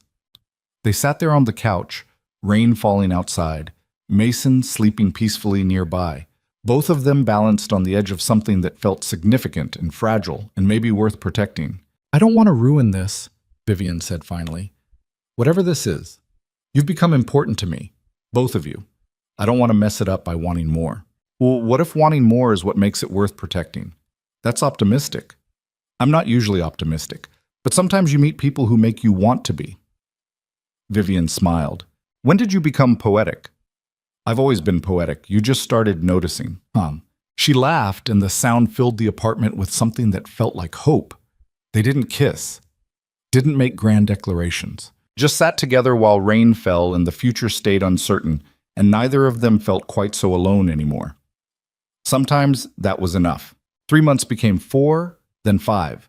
And somewhere in the middle of winter, the consulting contract stopped mattering because Noah wasn't working for Vivian anymore. They were working together on something that had stopped being just about saving a company and started being about building a life that made sense for all three of them. The shift happened gradually, the way important things usually did. Mason started keeping a toothbrush at Vivian's apartment. Vivian started showing up in Raven Hollow on weekday evenings, eating microwave dinners at Noah's kitchen table while Mason did homework and complained about fractions. Noah started keeping spare clothes in Vivian's guest room for nights, when meetings ran late and driving home felt like too much effort. Nobody called it what it was. Nobody needed to. The Shelby Cobra was finally finished on a Tuesday in February. Noah torqued the last bolt into place around midnight, stepped back, and looked at 2 years of work gleaming under the garage lights. Chrome perfect, paint flawless, every inch of it exactly as it should be. He pulled out his phone and took a picture. Sent it to Vivian. "It's done." She called instead of texting back. "You finished it." "Yeah." "How does it feel?" Noah looked at the car, trying to find words for something he couldn't quite explain. Like closing a chapter. Not sure if that's good or sad or both. Probably both. Important things usually are. He could hear her moving around, probably working even though it was past midnight. "Are you going to sell it?" That was always the plan. But nothing. I need the money. Mason needs braces next year, and my truck needs a new transmission, and the house needs about 12 repairs I've been ignoring. That's not what I asked. Noah ran his hand along the Shelby's fender. Emma had picked this car. Said it reminded her of freedom and possibility, and all the things they'd do once they had time and money and life stopped being so complicated. They'd never gotten that time. "I don't know," he said finally. "Selling it feels like giving up the last piece of what we were supposed to build together. Or it feels like finishing what you started so you can start something new." Vivian paused. "She'd want you to move forward, Noah. Not stay frozen in plans that can't happen anymore." "You didn't know her, Sarah." "No. But I know you, and I know you've been using this car as a reason to stay stuck." Her voice was gentle but firm.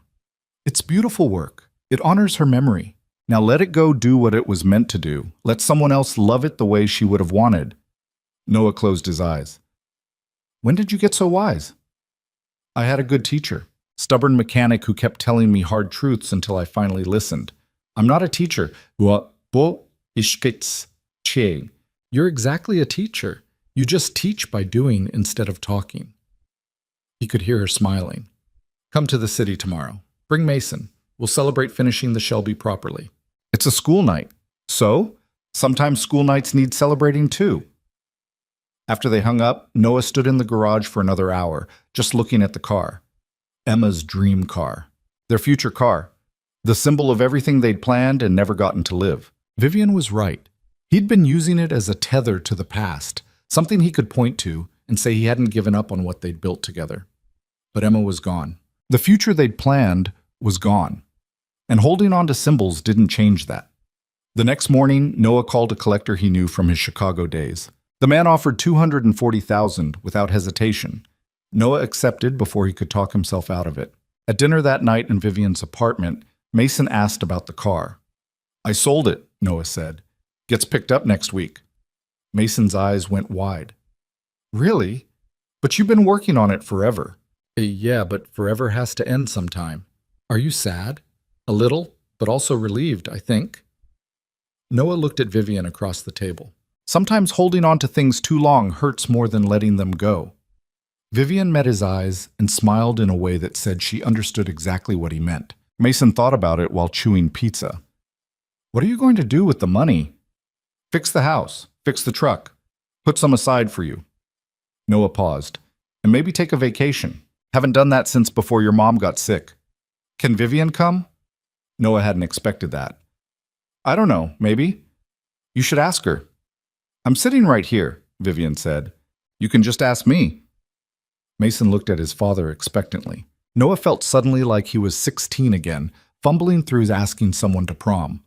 "Would you want to come on vacation with us?" "Where?" "No idea. Haven't gotten that far." "Then yes, probably. Depends on where."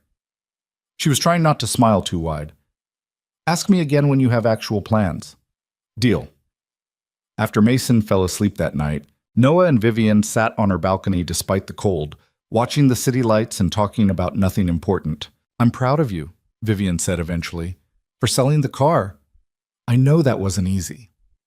You made it easier, giving me permission to move on. I didn't give you permission. You gave yourself permission. I just agreed with you. That's basically the same thing. It's really not. She pulled her jacket tighter against the wind. You know what I realized working with you these past months? What? That I'd built my entire life around proving I could succeed alone. Like needing help was weakness. Like admitting I couldn't do everything myself meant I'd failed somehow. That sounds exhausting. It was. It is. She looked at him. But you showed up and refused to let me keep doing it. You pushed back when I was wrong, called me out when I was hiding, made me see that asking for help wasn't weakness, it was just being human. I'm pretty sure you figured that out yourself. I just happened to be there when you did. See, you keep doing that, deflecting credit, taking up less space than you deserve. Vivian shifted to face him directly. You saved my company, Noah. Not the numbers you ran, or the plans you made. You. By being someone who gave a damn about more than just profit margins.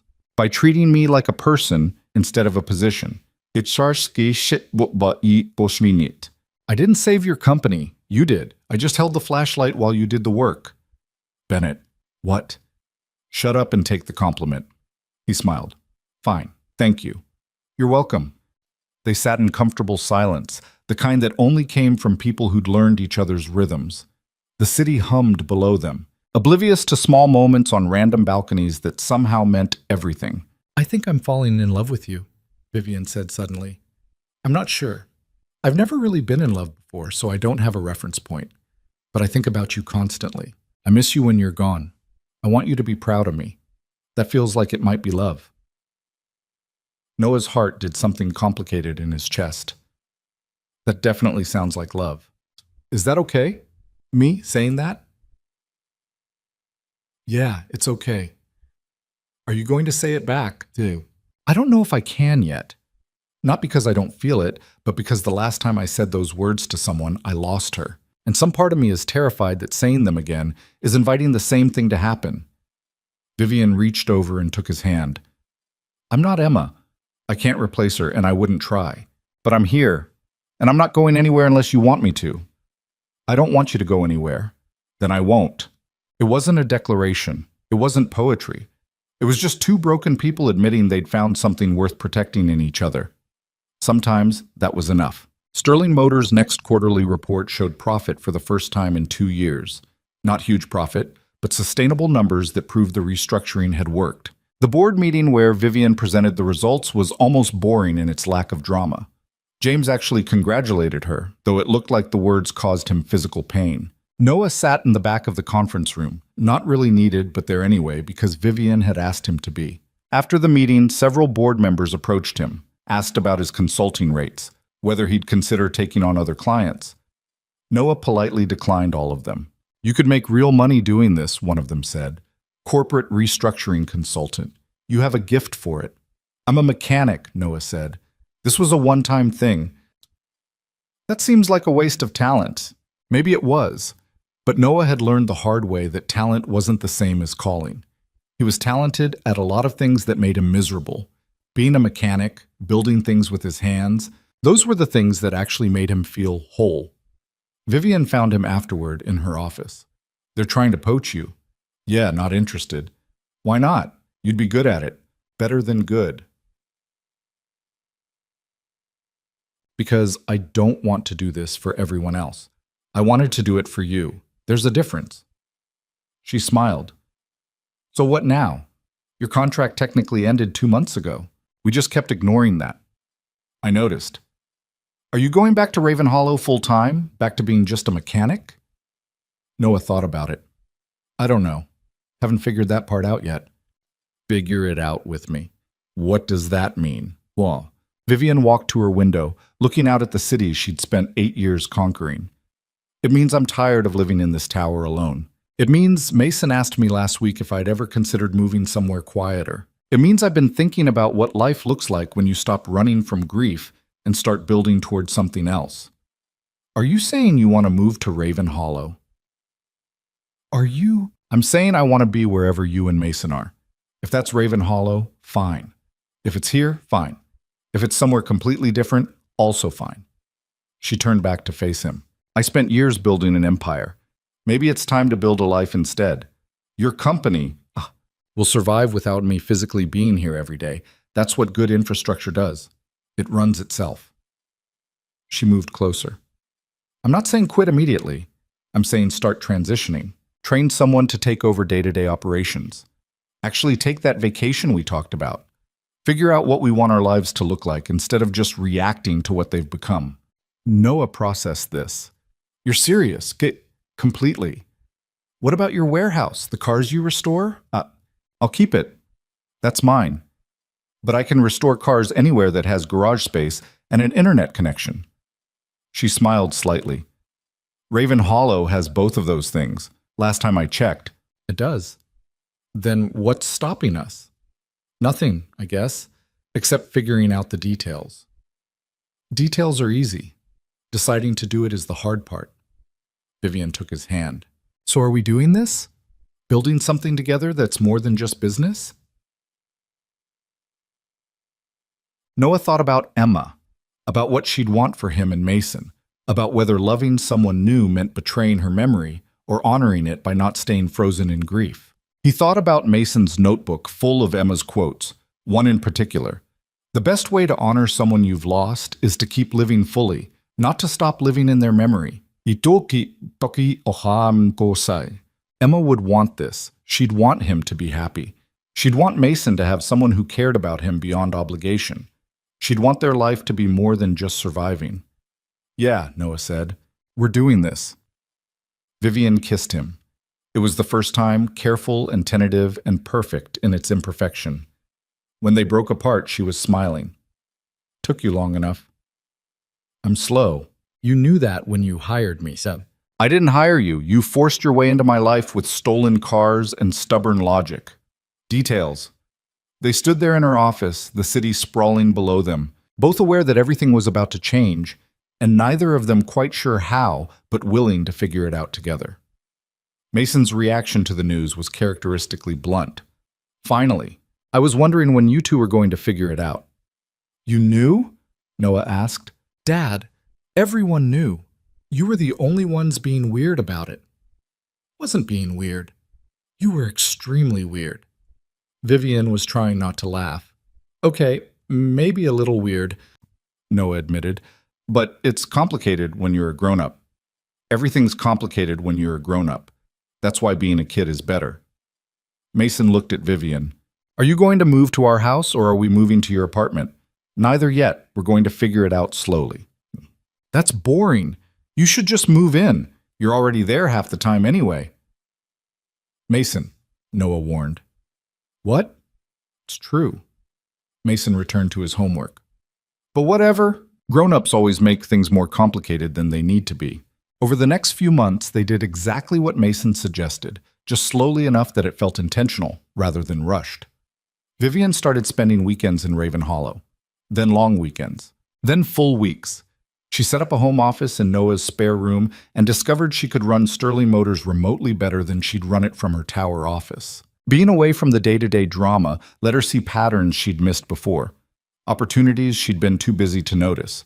She promoted a VP to COO and gave him authority to make decisions she'd previously hoarded for herself. The company didn't collapse. It actually improved. She kept her apartment in the city but stopped living there. It became the place she stayed when meetings ran late. Nothing more. Noah expanded his garage, adding space for Vivian's restoration projects. They worked side by side most evenings, her restoring a 1955 Thunderbird, while he took on repair jobs for locals who appreciated honest work at fair prices. It wasn't the life he'd planned with Emma, but it was a good life anyway. Different didn't mean worse. It just meant different. The vacation happened in May.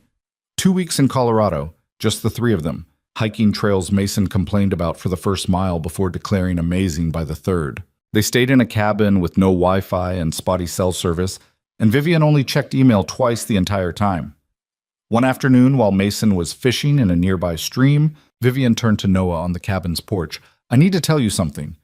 Noah set down the book he wasn't really reading. "That sounds ominous." "It's not. I don't think—" She took a breath.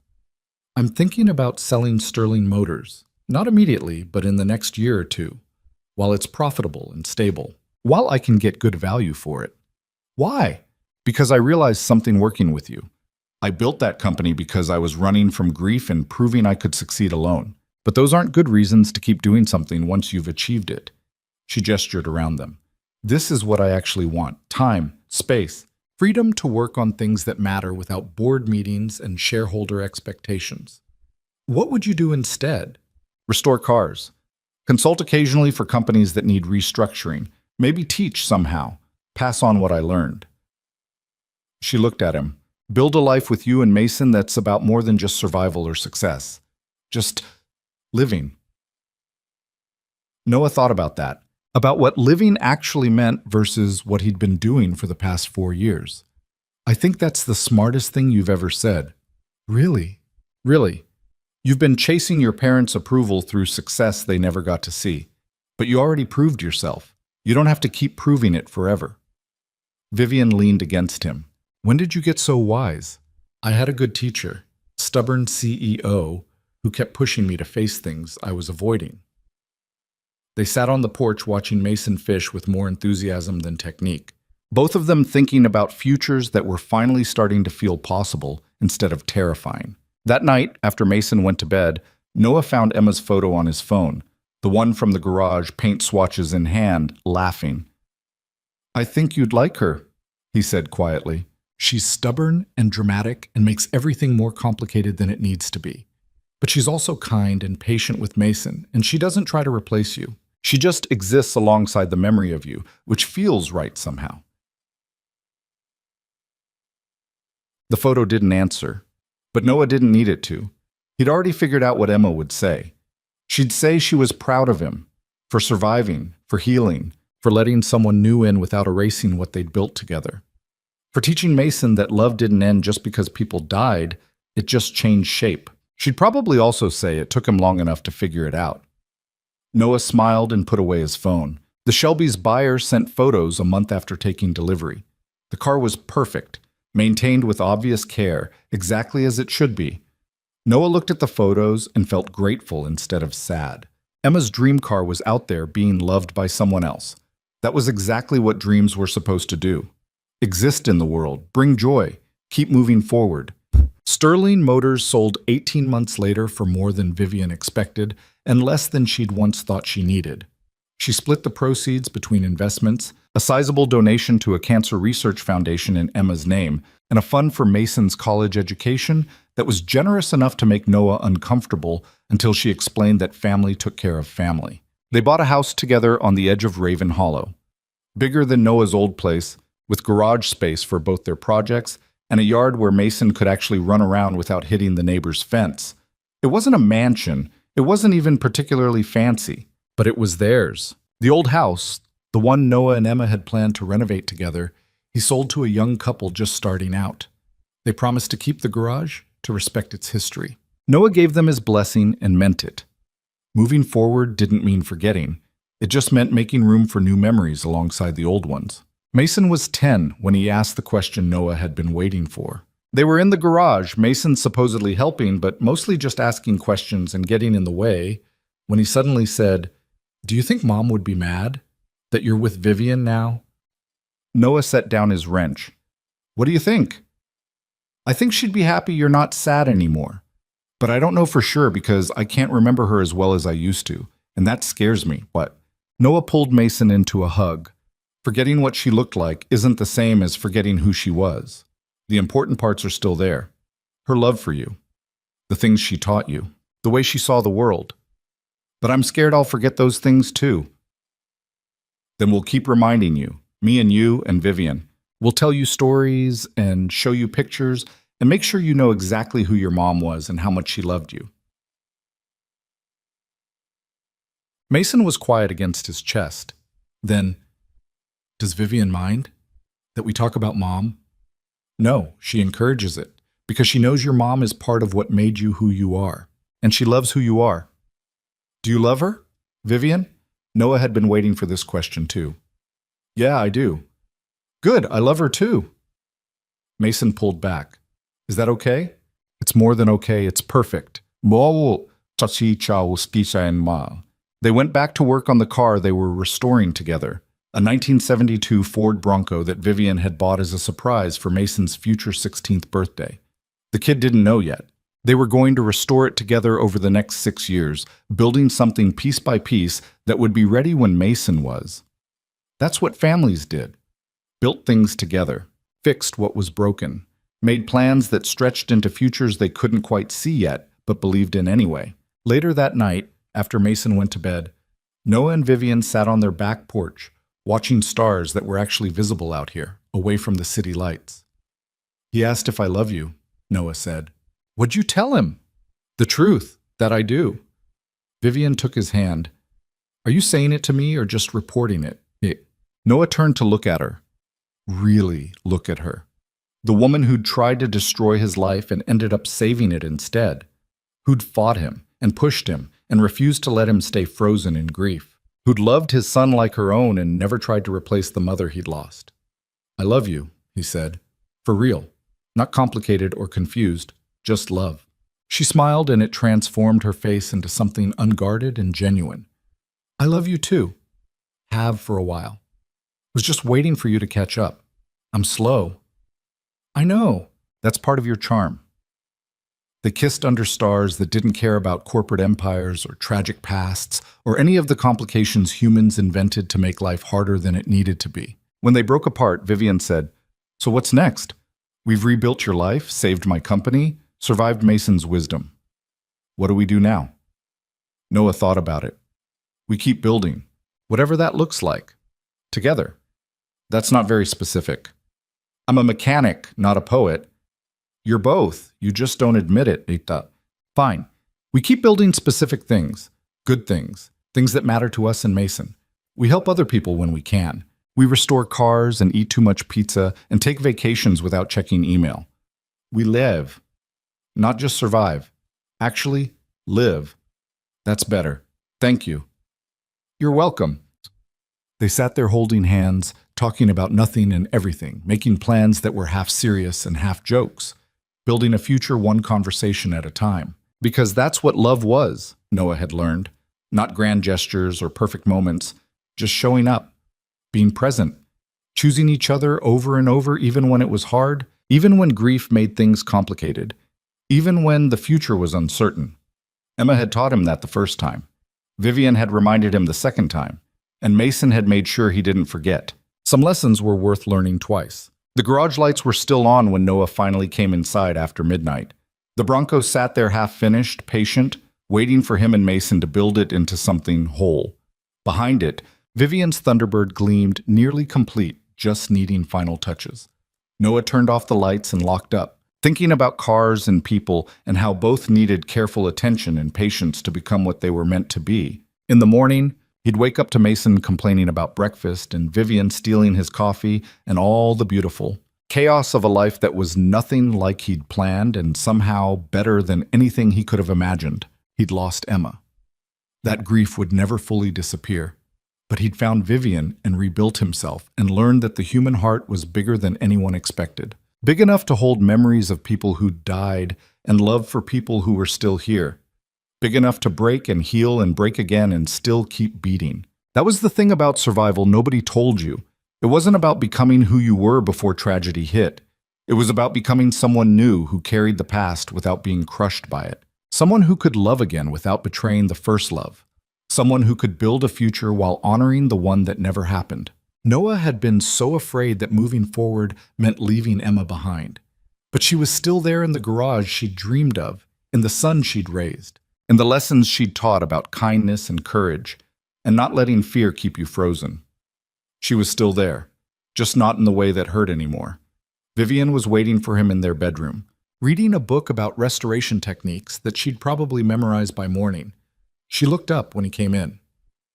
Everything locked up? Yep, done. Mason asleep? Finally. He tried negotiating for another hour of video games. Did you cave? Of course I caved. I have no backbone when it comes to that kid. She laughed. That's because you're a good father. I'm a mediocre father who gets lucky occasionally. You're a great father who doesn't give himself enough credit. She set down her book. Come to bed. Bennett, tomorrow we're teaching Mason how to rebuild a carburetor, and you'll need rest. He's 10. He met me, yes. So? I was rebuilding engines at 12. He's got 2 years to catch up. Well, Noah changed into sleep clothes and climbed into bed beside the woman he'd never expected to love and couldn't imagine living without. Vivian? Yeah? Thank you for not giving up on me when I was being impossible. You were never impossible, just stubborn. What's the difference? Impossible means unfixable. Stubborn just means taking longer to fix. She turned off the light. Besides, some things are worth the wait. In the darkness, Noah reached for her hand and held on. Tomorrow they'd work on cars and fight about stupid things and navigate the beautiful mess of being a family that didn't fit traditional definitions but fit each other perfectly. Tomorrow Mason would ask 1,000 questions, and Vivian would answer them all with patience Noah still found remarkable. Tomorrow, they'd keep building the life they were creating together, imperfect and real and worth protecting. But tonight, in the quiet space between waking and sleep, Noah just held on to the woman who'd saved him by letting him save her first, and felt something he hadn't felt in years. Peace. Not the absence of pain or grief or complication, just the presence of something stronger. The knowledge that whatever came next, he wouldn't face it alone. That broken things could be rebuilt into something new. That endings weren't really endings, just transitions into chapters nobody saw coming. The woman who'd tried to humiliate him had become the woman he loved. The mechanic who'd refused to sell his property had become the man who helped save her empire. And somewhere in the middle of their war, they'd accidentally built something neither of them planned, but both of them needed. That's how life worked sometimes. The battles you thought would destroy you ended up teaching you how to survive. The people you thought were enemies became the ones who understood you best. And the future you were terrified of building turned out to be exactly what you'd been searching for all along. You just had to be brave enough to let it happen. Noah fell asleep thinking about mourning and Mason and restoration projects that stretched years into the future, surrounded by proof that some things really did work out okay in the end, even when you were convinced they wouldn't, even when you'd given up hope, even when you'd forgotten what hope felt like. Sometimes life surprised you by being kind after being cruel for so long, and sometimes the best thing you could do was just hold on and let yourself be surprised. That was enough. That was everything.